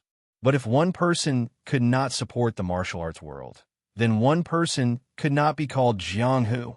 Long Fei Yi had never put the evil sword school in his eyes. Now that he thought about it, if the evil sword school could break the evil Kenshin technique, they would become Tianshan Kenzo's greatest enemy. Who is your master? Long Fei Yi asked. I just said that master is from the evil sword school, but he left the evil sword school a long time ago and stopped caring about worldly affairs. The one-armed man was implying that Long Fei Yi should not disturb his master. However, since Long Fei Yi knew about these things, there was no way he wouldn't get to the bottom of it. What's his name? Why did he forcefully teach you swordsmanship? Long Fei Yi asked again. The one-armed man fell silent. You don't have the leverage to remain silent. Are you going to speak or not? Long Fei Yi's cold tone was full of threats. However, the one-armed man remained silent. Tell me, and we'll pretend that nothing happened today. You take the lady boss and leave Qingchuan Water City. We will help you deal with the aftermath of this case. If you don't tell us. Han Yunshi looked around. There's such a big commotion here. I'm sure the people from the magistrate court are already on their way. Long Fei Yi was a threat, while Han Yunshi was a carrot and stick. However, the one-armed man said, I can't betray my master. He has already left the evil sword school and has nothing to do with the evil sword school. Let him go. I won't make things difficult for people who aren't from the evil sword school. Long Fei Yi said. How many good people were there in the evil sword school? This one-armed man was a master swordsman and was forced to be taught martial arts. Long Fei Yi felt that this matter was not simple. This man might have been used. At this time, Su Donglin said in a low voice, Master, the Shadow Guard came to report that the people from the magistrate court will be here soon. Should we block them? Or, no need to block them. Ask them to come over. Long Fei Yi said. The one-armed man panicked. I'll talk. Long Fei Yi waved his hand, indicating for Su Donglin to bring people to block the officers. You don't have much time. Long Fei Yi reminded him. In other words, The one-armed man did not have the time or opportunity to lie. The one-armed man steeled his heart and told the truth. My master is the former sect leader of the Evil Sword School, by Shanqing. Upon hearing this name, Long Fei immediately knew what was going on. There weren't many good people in the Evil Sword School, but this Bai Shanqing was a person worthy of respect. He had never seen him before, but he heard his master mention him. This Bai Shanqing was a mysterious person. He was gifted since he was young. Because he was adopted by the sect leader of the Evil Sword School, he learned the Evil Sword School's mantras and swordsmanship. Because the former sect leader passed away, he was promoted to the position of sect leader. When you were in power, you had many restrictions on the disciples of the Evil Sword School. You even talked to your Kenshin master about the two schools merging. Unfortunately, the good times did not last long. Bai Shanqing went mad during one of his closed-door training and killed dozens of disciples. Since then, he took the blame and abdicated. He went into seclusion and never appeared again. The one-armed man looked at Long Fei Yi and said seriously, "Your Excellency's swordsmanship is superb. You must be a disciple of the peak of Tianshan Mountain. You must have heard of my master's name." Although my master, Long Fei Yi interrupted the one-armed man's explanation. The name, Bai Shanqing, was enough to explain everything. Why did he force you to learn swordsmanship? Long Fei Yi said lightly. The one-armed man said helplessly, "Master said that I was gifted. As long as I had the help of a treasured sword, I would be able to master the evil Kenshin technique and fulfill his final wish." Long Fei Yi's eyes flashed with a complicated look. It seemed that Bai Shanqing already knew the way to break the evil Kenshin technique. However, he did not return to the Evil Sword School. He probably did not want to cause a conflict between the two schools. Think about it. If the people of the Evil Sword School knew that the evil Kenshin technique could be broken, they would definitely not be willing to be under Tianshan Kenzo. They would definitely have the ambition to compete with Tianshan Kenzo for the title of martial arts master. If Tianshan Kenzo knew that the Evil Sword School had a way to break the Evil Sword School's mental cultivation technique, they would definitely be wary and even take action. This one-armed man knew nothing about the martial arts master. Even if he broke the evil Kenshin technique, he would not have the heart to step into the martial arts master. "For the sake of your master, you can leave," Long Fei Yi said lightly. The one-armed man was overjoyed. He could not help but ask, "Who are you? Do you know my master?" "When you see your master, tell him that I am the disciple of the Kenzo's old man, Long Fei Yi. Ask him if he is well," Long Fei Yi said lightly. This time, the one-armed man was shocked. You are the East Qin Crown Prince." Although he did not ask about the martial arts master, the one-armed man had heard of Long Fei Yi's famous name. The one-armed man did not hesitate. He bowed to Long Fei Yi and picked up the female boss to leave. However, Han Yunqi shouted, "Don't go." The one-armed man was shocked. He thought that Long Fei Yi would regret letting him go. However, Han Yunqi said to Long Fei Yi, "Let them leave with us. Everyone, think a way to save his arm." The one-armed man was stunned. His face was filled with disbelief. Actually, he was already surprised that Long Fei Yi would let them go for his master's sake. He never thought that a woman like Han Yunqi would say something like this. This woman had just poisoned him and warned him. Every word she said was the most vicious he had ever seen. Although Han Yunqi did not know what kind of person Bai Shanqing was and did not know why Long Fei Yi would let them go so easily. However, she knew that Long Fei Yi had a good reason for doing things. She also had a good reason for doing this. Since Han Yunqi had spoken, how could Long Fei Yi refuse? Gu Qixiao had no objections. Their group immediately left the Yinyang Lake and returned to the female boss's shop. After the one-armed man settled the female boss down, he came to the backyard and personally served everyone tea. Gu glanced at the tea and did not touch it. Although he was not as addicted to tea as Long Fei Yi, he was still very picky when it came to tea. Just from the color of the tea, he knew that the tea was coarse. However, Long Fei Yi drank it without batting an eyelid. He did not look disgusted. Han Yunqi held the cup. She looked like she was drinking, but in fact, she did not take half a sip. She had not drunk tea for a long time. After everyone rested for a while, Han Yunqi said, I haven't asked for your name. The one-armed man quickly stood up. My surname is Yi and my name is Xiao. This madam must be the princess of Western Qin, right? Just call me Han Yunqi, Han Yunqi said calmly. The one-armed man was filled with emotions. Since he had met this couple, what else could he do other than admit defeat? Han Yunqi did not beat around the bush. She said directly, Yi Xiao, how about we make a deal? I'd like to hear the details, Yi Xiao said seriously. Long Fei Yi and I will think of a way to help you keep your arm. You have to promise me one thing, Han Yunqi said. What is it? Yi Xiao quickly asked. It's a secret. Han Yunqi was very serious. From now on, you are not allowed to say a word about the Yin-Yang Lake to anyone. Yi Xiao quickly replied, Princess, don't worry. I will not say a word. Han Yunqi nodded. I believe you. She looked at Long Fei Yi and asked, How about I borrow your profound frost sword? The profound frost sword was Tianshan Kinzo's #1 sword. Moreover, it had been trained by Long Fei Yi for many years. It had long been strengthened along with Long Fei Ye's internal energy. You're smart. Long Fei Yi smiled. Other than Han Yunqi, no one else had touched the profound frost sword since it had fallen into his hands. However, since Han Yunqi had spoken, how could he not agree? If Mo Xie's sword spirit had a sword body, it would definitely be stronger than the profound frost sword. However, the profound frost sword would not be that weak either.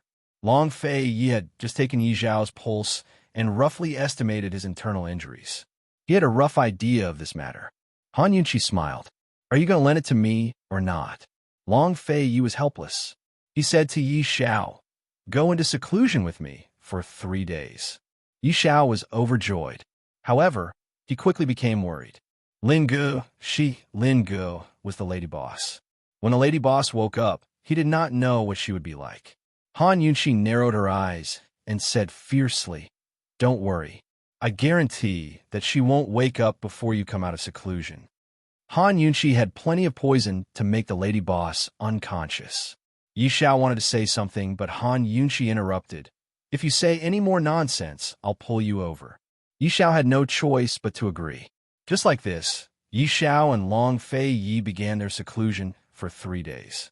During these 3 days, Han Yunqi and Gu did something. They helped Yi Xiao and the lady boss clean up the aftermath. They found 2 shadow guards to go to the magistrate's office to plead guilty. At the same time, they handed in a poison dagger. The poison was naturally something that Han Yunqi had rubbed on. Half of the poison masters would not be able to detect it, but Bai Yanqing would definitely recognize it. Han Yunqi's move was to guard against Bai Yanqing. If Bai Yanqing heard about the murder case in Qingchuan Water City and suspected the 7 Demons dagger, he would definitely come to investigate. Since Bai Yanqing was searching for the perplexing butterfly illusion, he would definitely know about the perplexing butterfly illusion and several catalysts that could break his immortal body. Therefore, when they searched for the fire of 10,000 poisons, they would still have to be cautious against Bai Yanqing. As for the shadow guards who went to plead guilty, they could only suffer a bit of jail time. When the limelight died down, someone would naturally come to rescue them. Han Yunqi and Gu also arranged a large sum of money for the victims' families as compensation. If the magistrate's office caught the real culprit, the families might not be able to receive compensation. There were many things that could not be done perfectly. It was impossible to distinguish between right and wrong, gains and losses. Han Yunqi told herself that it was fine as long as she did her best. 3 days later, Long Fei Yi and Yi Xiao came out of seclusion.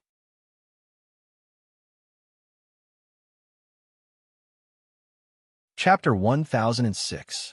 After Long Fei Yi and Yi Xiao came out of closed-door cultivation, Long Fei Yi wanted to open the door, but Yi Xiao stopped him. He took a step back and gave a deep bow. Your Highness Crown Prince, I, Yi Xiao, will remember this kindness. If you need anything in the future, Yi Xiao will be at your beck and call.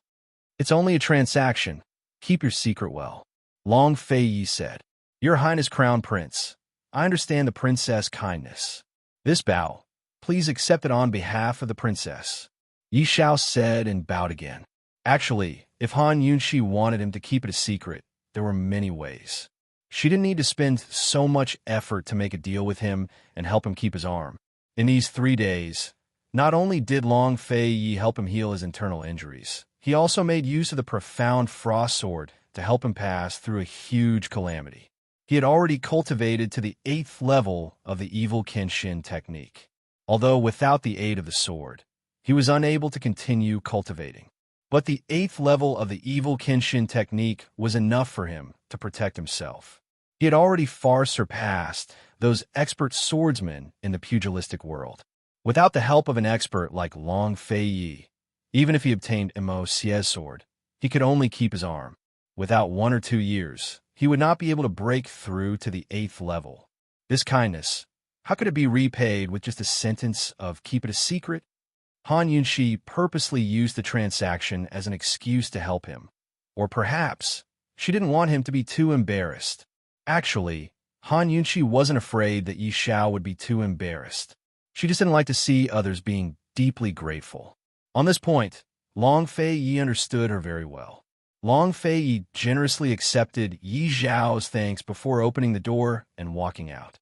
Han Yunxi and Gu were already waiting at the door. On seeing Long Fei Yi come out, Han Yunxi hurriedly went up to wipe away Long Fei Yi's sweat. "Are you tired?" In these 3 days, Long Fei Yi assisted Yi Xiao in closed-door cultivation and also took time out to complete dual cultivation with Han Yunxi. It would be strange if he wasn't tired. Not tired, it went very smoothly. Long Fei Yi said indifferently. He lowered his head slightly so that Han Yunxi could wipe his sweat. Gu was watching by the side and suddenly turned to look at them. But not long later, he turned back to look at Han Yunxi and Long Fei Yi and looked at them and became distracted. God knows what he was thinking. Yi Xiao did not delay and hurried to look for the lady boss. Seeing that she was still unconscious, he panicked. "Princess, where's the antidote? Why are you being so nice to her? You shouldn't bully your friend's wife, don't you understand?" Han Yunxi said coldly. Gu, who had just reached the door and was about to enter, stopped abruptly when he heard this. Yi Xiao lowered his head and squeezed out a sentence after a while. She needs someone to take care of her right now. In other words, the lady boss's husband was no longer around, so he wasn't bullying his friend's wife. She must be crazy to accept your care. She'll only wake up half a day after taking the antidote. Han Yunxi threw down the antidote and turned to leave. Gu hurriedly escaped and jumped onto the roof. He almost didn't succeed in hiding. He sat on the roof and stared blankly at Han Yunxi's thin but carefree figure for a long time. He didn't want to think too much about what Han Yunxi had just said, but he couldn't help but think about it and link it to himself. Inside the room, Yi Xiao didn't agree with Han Yunxi's words. He muttered to himself, "It's fine as long as she needs it." Yes, it is one thing to accept. It is another to need. It wasn't until Long Fei Yi and Han Yunxi were about to bid farewell to Yi Xiao that Gu came down from the roof and silently stood behind Han Yunxi.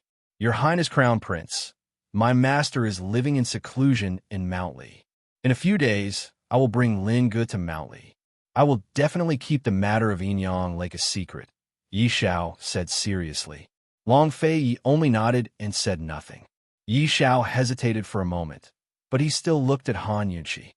"Princess, there's one thing that this one doesn't understand. I hope you can enlighten me." "What is it?" Han Yunxi asked.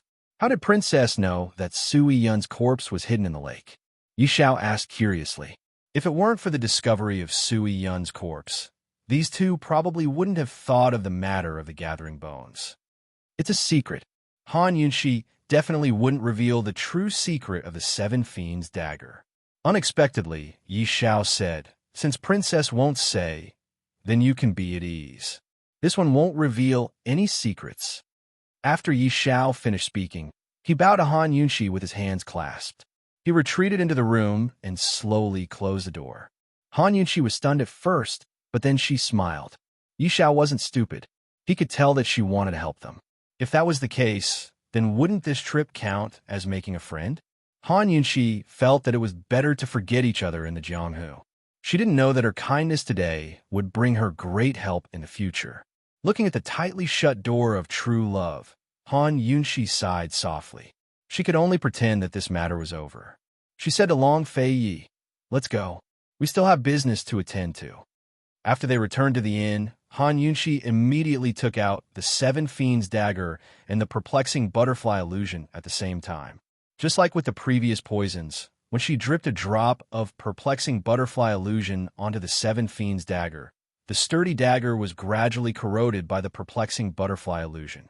It sizzled and emitted a white smoke.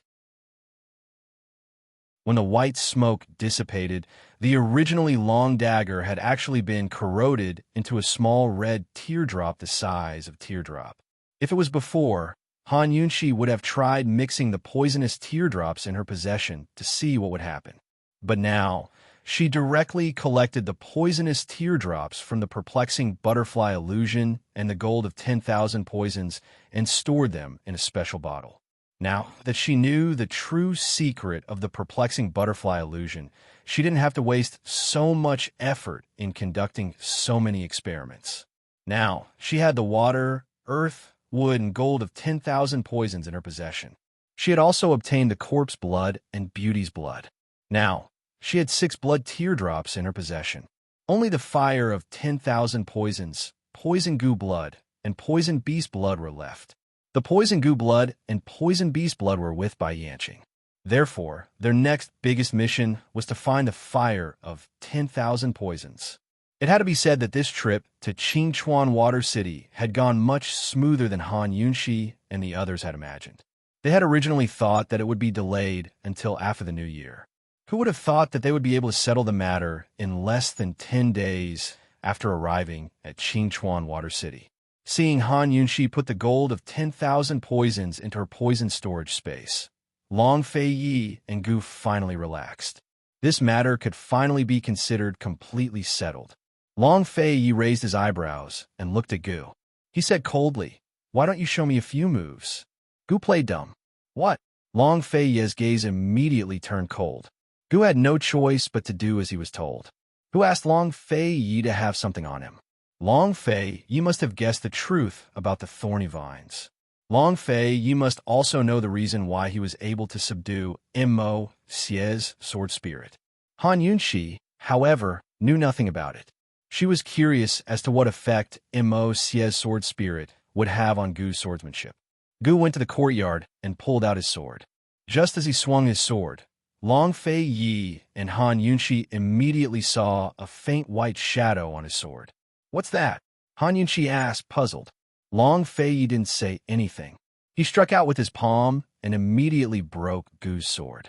Gu's sword fell to the ground, and Han Yunshi immediately saw the white shadow clearly. That white shadow was a sword that had a shape but no substance. "That's the sword spirit?" Han Yunshi asked. Long Fei Yi replied indifferently. Gu simply threw away the broken sword's hilt. He held a white sword shadow and waved it around. Although this sword shadow had a shape but no substance, the sword aura didn't lose to Gu's sword at all. Moreover, it could cut through iron like it was mud. In just 2 or 3 moves, it chopped down a tree in the courtyard. Han Yunshi watched in disbelief. She couldn't imagine how strong Immerse's sword would be if it could be forged into a treasured sword that could withstand this sword's spirit. As soon as Gu Qixiao withdrew his sword, it vanished without a trace. He walked towards Han Yunshi and smiled. "Poison lass, wait for me to forge a sword. Then I'll give Immerse to you." Before Han Yunshi could speak, Long Fei Yi said coldly, "Immerse will be sent to you first." Gu pretended to be a hostage. In fact, he wanted to obtain Immerse's sword spirit and give it to Han Yunshi as a gift. How could Long Fei Yi not see through him? No, this thing is too evil. I don't like it. Han Yunshi rejected. She said, "Gu, next time something like this happens, please don't act alone, okay?" "Okay."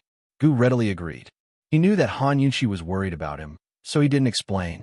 Gu thought to himself, "Once the sword is forged, I'll find a reason to give it to Han Yunshi. Maybe she'll want it then." He didn't know that Long Fei Yi had already set his sights on the Ganjiang treasured sword on Heaven Mountain. Ganjiang and Immerse were a pair. After all, Han Yunxi really didn't have much interest in swords. She asked, "Rest for a day, then we'll return to three-way black market tomorrow?" Including the time they spent heading south, they'd been gone for almost a month. If they returned, they'd have to spend another half a month. Yesterday, Long Fei Yi had just received Gu Biyue's secret letter. Myriad Merchant Hall and East Origin Hall were doing well. Tiger's Prison was also very peaceful. Bai Yuqiao was doing his best to take care of Ning Jing and the others. As for the battlefield, Northern Li's civil war had completely erupted. Jun Yixie went north, and so did the southern forces of Northern Li. Furthermore, Jun Yixie had already arranged for the third batch of war horses from the retreating Winter Crow country, as well as his cavalry. Gu Beiwei estimated that in half a month's time, the third batch of war horses would be sent to the battlefield. This cavalry would move from west to east, joining forces with Jun Yixie and the southern forces to besiege the Northern Dynasty's emperors. Although the battle was progressing faster and more fiercely than they'd imagined, everything was still under Long Fei Yi's control.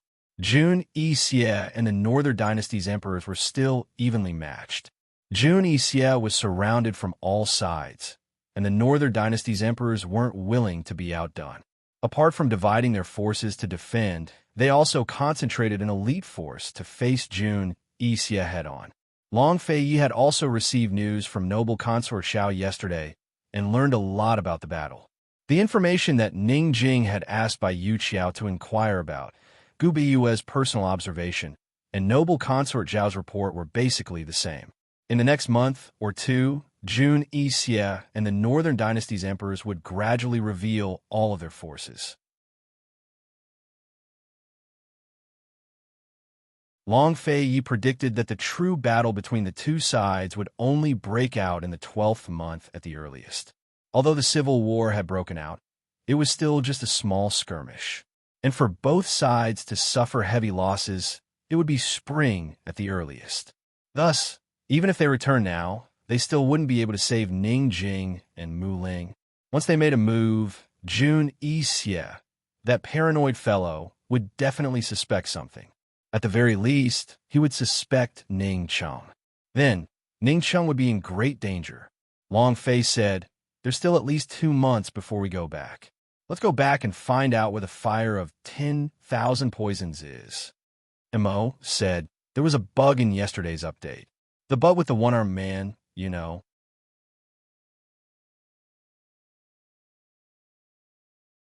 Chapter 1007.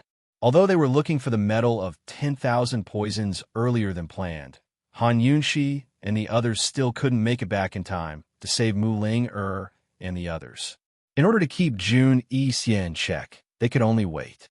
The Ning clan troops also had another important task, taming those 30,000 horses.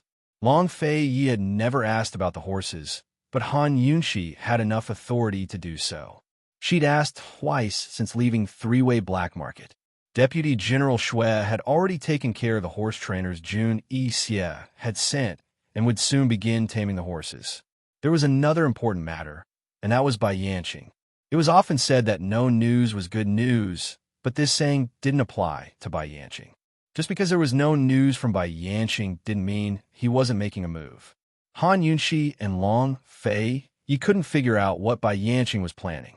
If he was trying to drive a wedge between Eastern and Western Qin before, what was he up to now? Why did Bai Yanqing hate Eastern and Western Qin so much? There were too many suspicious points about Bai Yanqing, just like the mysterious person in the poison sect's forbidden grounds. Han Yunxi and Long Fei Yi had no clue what to do, but they couldn't ignore or forget about him. They couldn't guard against Bai Yanqing, so they could only find a fire of 10,000 poisons as soon as possible. With Gu around, Long Fei Yi wouldn't mind luring Bai Yanqing out for a good fight once they found the fire of 10,000 poisons. All right, then let's wait a little longer. Han Yunxi agreed with Long Fei Yi's plan. Gu seemed to be in a daze and didn't express his opinion. It wasn't until Long Fei Yi glanced at him that he came to his senses. All right, no problem. Actually, he really didn't hear what Long Fei Yi said just now, so he just casually agreed. "Do you have any news about the fire of 10,000 poisons?" Long Fei Yi asked again. There's no news at all. Gu didn't start looking for it recently. He had been looking for it since a year ago. Unfortunately, there was no news at all. In fact, if he hadn't heard of the Seven Evils dagger, they probably wouldn't have found the gold of 10,000 poisons this time. Long Fei Yi had also sent the Shadow Guard to investigate, but the results were the same as Gu's. Is the fire of 10,000 poisons a flame? Or is it some other form of heat? Han Yunqi asked in confusion. She couldn't figure out how the fire of 10,000 poisons could exist in such a form. For example, the fire in the five elements was not just a flame, but a general term for heat energy. Gu shook his head. He had some ideas about the previous four poisons, but he had no clue about the fire of 10,000 poisons. Was the fire of 10,000 poisons an earthly fire, a heavenly fire, or a furnace fire? Was it a flame that had always been burning, or a flame that had yet to be ignited? If it was a flame that had always been burning, then it would be easy to find it. If it wasn't a flame that had yet to be ignited, or if it wasn't an open flame, then it would be really difficult to find it. Let's rest for a few days and think about it carefully. It was rare for Gu to be so serious. Okay, Han Yunqi was also serious. In this way, Han Yunqi and the others settled down in Qingchuan Water City. They inquired about the fire of 10,000 poisons, paid attention to the situation in Northern Li, and also inquired about Bai Yanqing's whereabouts. On this day, Han Yunqi suddenly received a letter from the medicine hut. After reading the letter, she immediately ran to Long Fei Yi in the courtyard excitedly. Long Fei Yi, good news. I have good news. Han Yunqi looked so excited that it was as if she had found the whereabouts of the fire of 10,000 poisons. Before Long Fei could ask, Gu Qixiao jumped down from the roof with a grin. Poison, lass. What's the good news to make you so happy? Our Dr. Gu can be saved. Han Yunqi was really happy, even happier than when she had found the fire of 10,000 poisons. Really? Where did this news come from?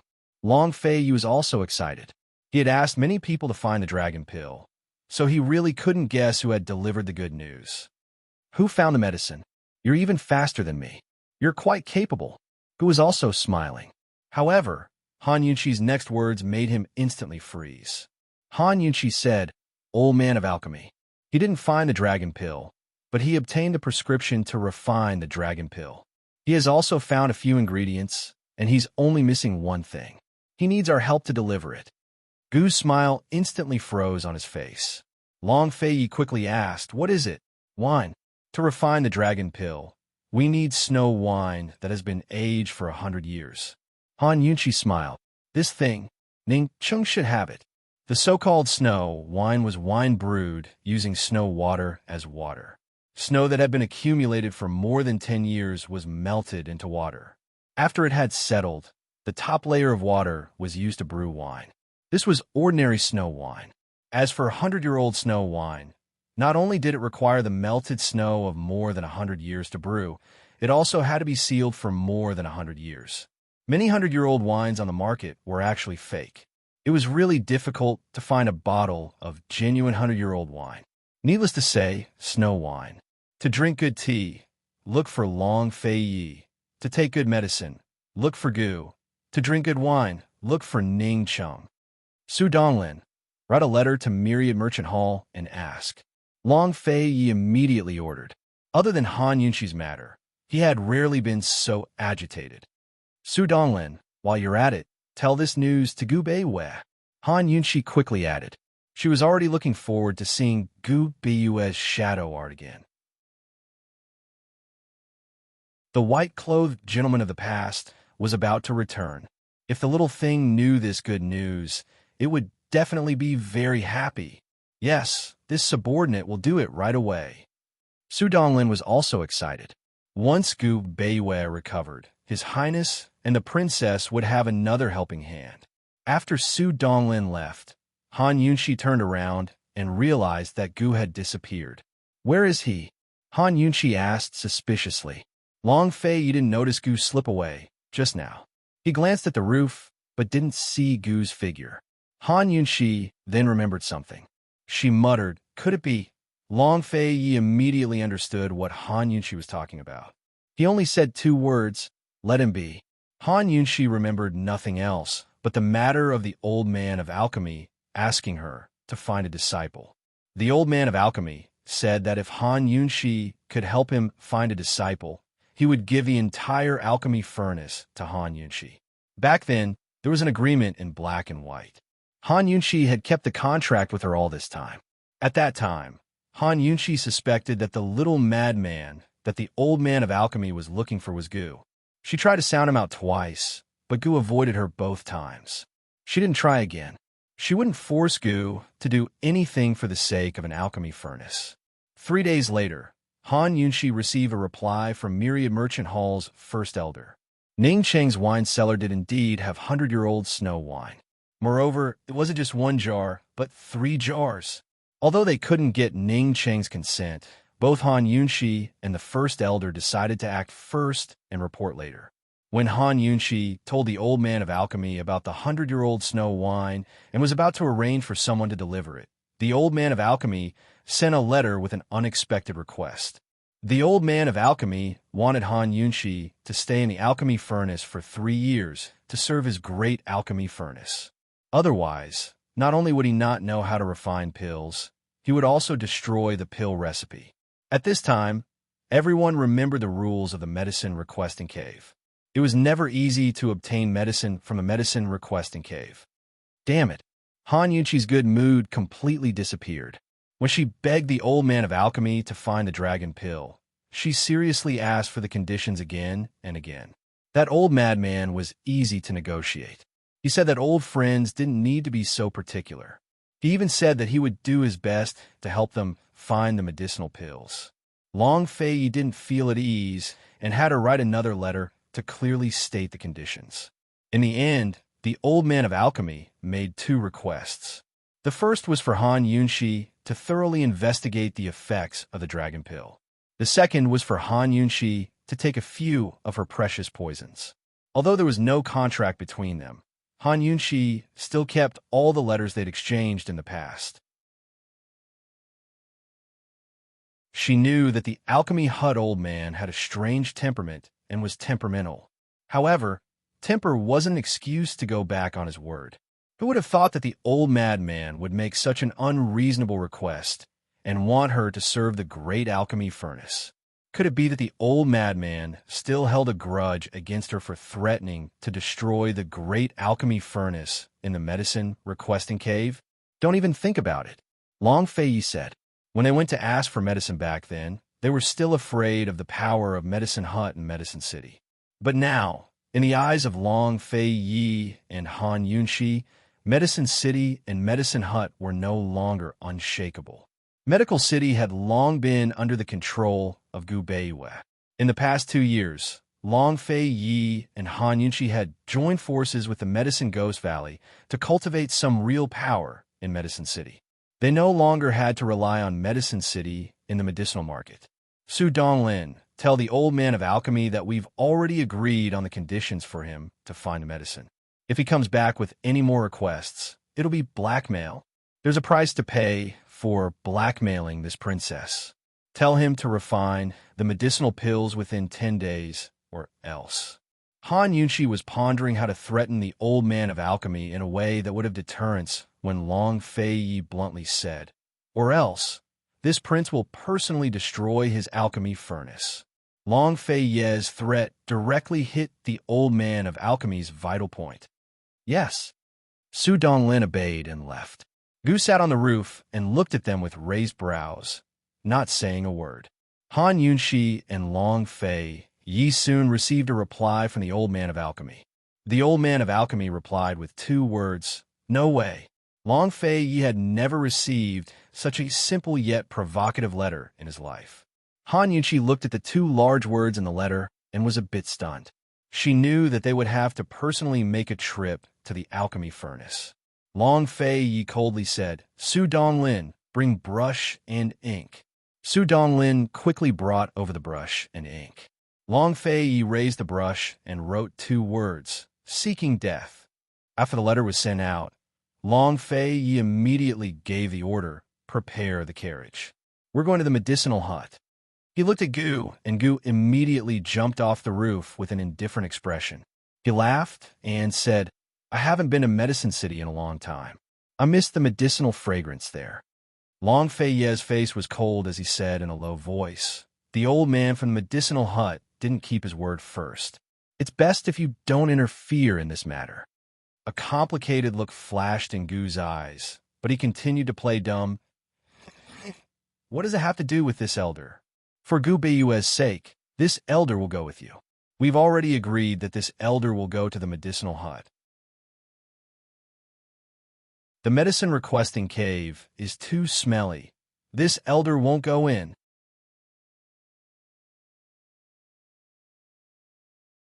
Chapter 1008. It was also good that Gu didn't enter the medicine requesting cave. Han Yunqi glanced at him but didn't say anything. She only acted as if she didn't understand anything. She only knew that no matter what, they were not in the wrong on this trip to the medicine hut. Even if they really had to make a move, they had to bring back the dragon pill. On the same day, Han Yunqi's group left Qingchuan Water City and secretly headed in the direction of Medicine City. Gu didn't say anything and led the way on horseback as usual. Moreover, he specially chose a shortcut from Qingchuan Water City to Medicine City. It only took a little more than 10 days. Along the way, Han Yunqi and Long Fei Yi were still very busy.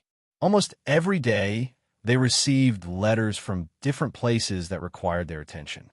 Every night, no matter how busy they were, they would still take time out to dual cultivate. Bailey Mingxiang also didn't idle around. He practiced martial arts seriously and often sought out Su Donglin for guidance. Gu didn't care about anything else.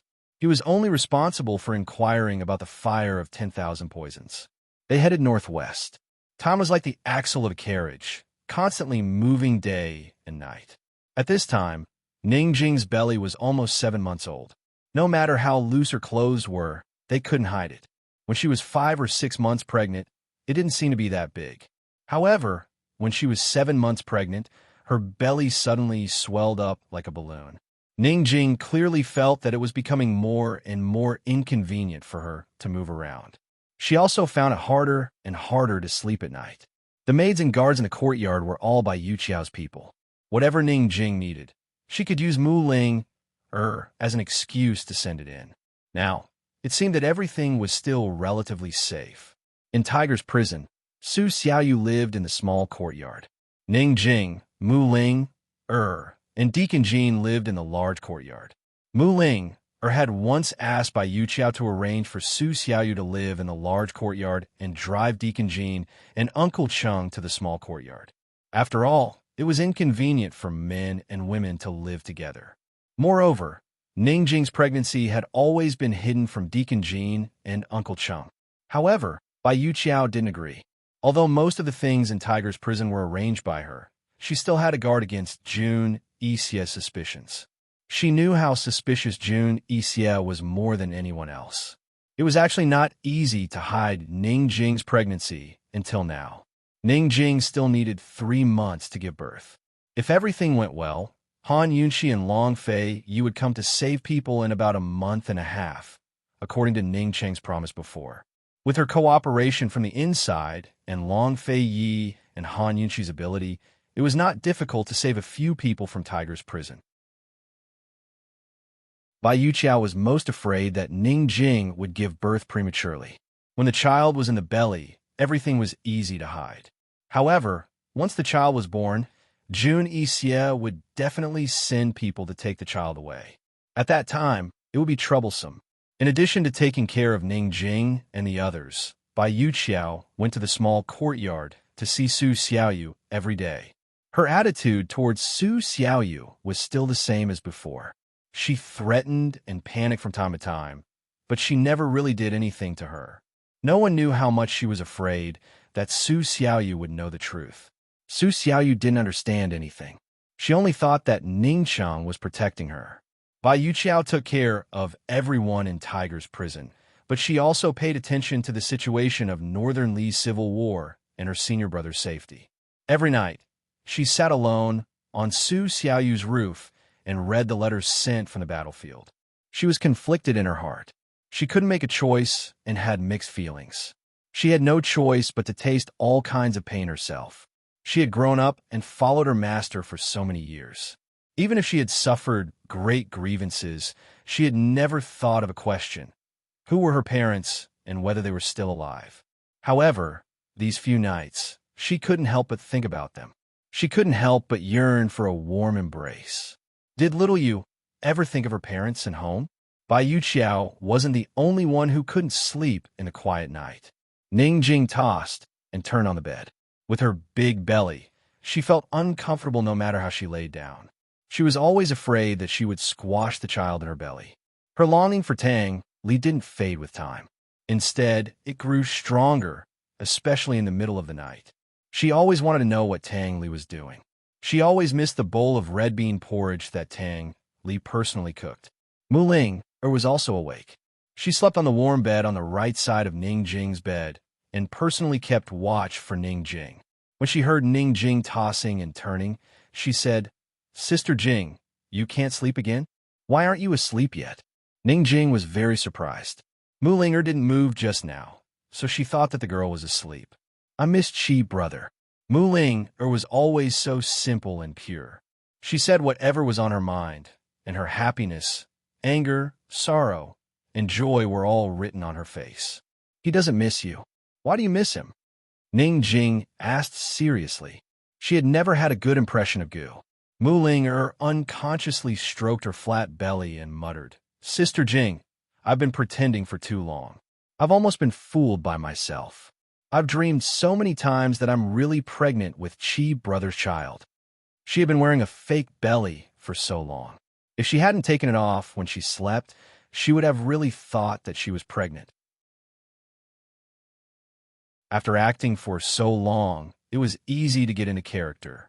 Ning Jing was stunned at first, but then she burst out laughing. "Mu Ling, you're still so young and you're already having wet dreams." Mu Ling, panicked and sat up immediately. I didn't. Then how did you really get pregnant with Gu's child?" Ning Jing asked. It's. Mu Ling blushed. "I dreamed that Chi brother touched my belly and smiled at me. He looked really good when he smiled."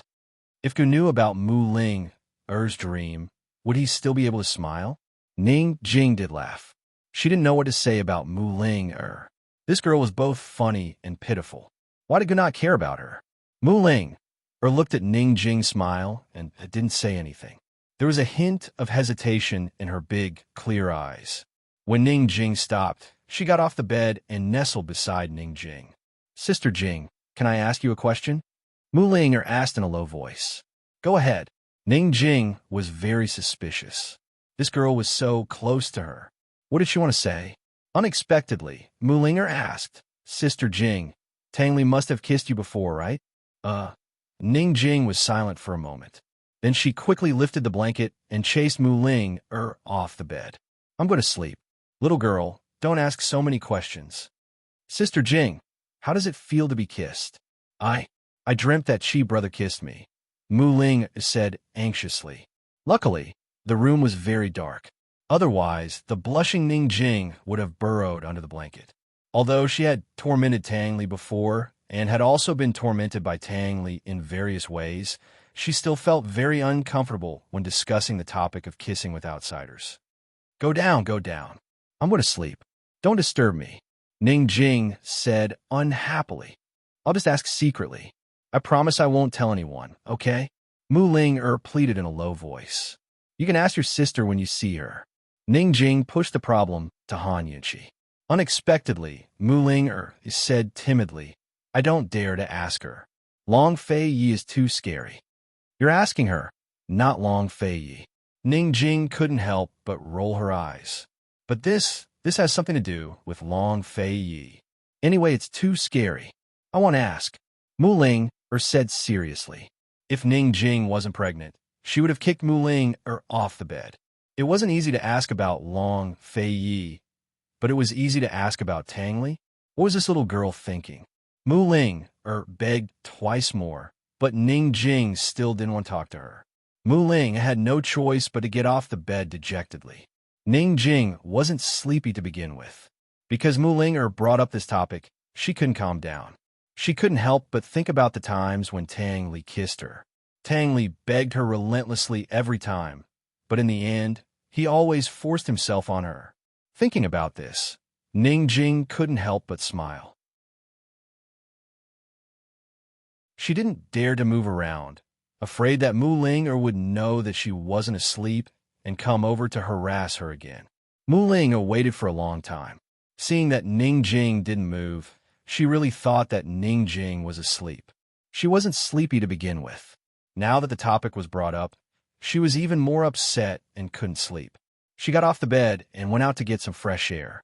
Ning Jing only heaved a sigh of relief when Mu Ling closed the door.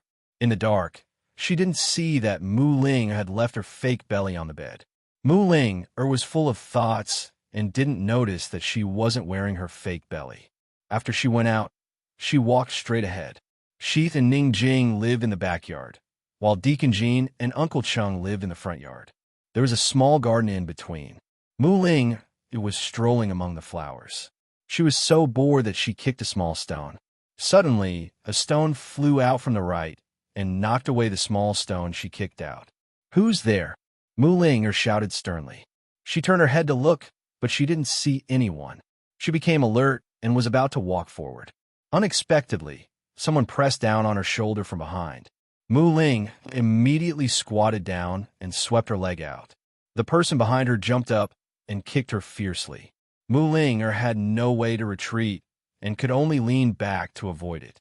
Who knew that the moment she leaned back, the man would step on her, forcing her to lie on the ground while the man stepped on her lower abdomen. At this moment, Mu Ling finally saw who it was.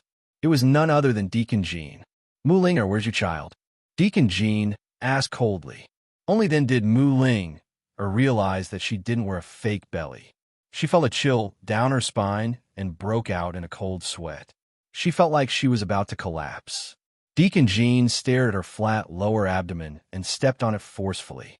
Mu Ling couldn't help but cry out, "It hurts! It hurts!" Deacon Jean immediately let go of her and hurriedly squatted down to cover her mouth. "Shut up if you don't want to attract Uncle Chung." Mu Ling immediately shut up obediently. However, in the next moment, she couldn't help but scream, because Deacon Jean had pressed his hand on her lower abdomen. Fortunately, Deacon Jin's other hand was covering Mu Ling's mouth to block out her scream. Otherwise, not only Uncle Chung, but everyone in the courtyard would have been woken up. Mu Ling's eyes widened. She used both hands to tug at Deacon Jin's hand and wriggled her body as hard as she could to struggle. Deacon Jean covered her mouth with one hand and pressed her stomach with the other to check. He didn't have any extra hands to restrain her, so he simply sat down on Mu Ling's lap. You're tuning into the Romance Rendezvous YouTube channel. We're so grateful for your support, and don't forget to subscribe to join us on this incredible journey through captivating stories. Your generosity through donations truly makes a world of difference, as it's the primary source of revenue that allows me to expand and enhance this channel for you. Thank you from the bottom of my heart for being a part of this adventure.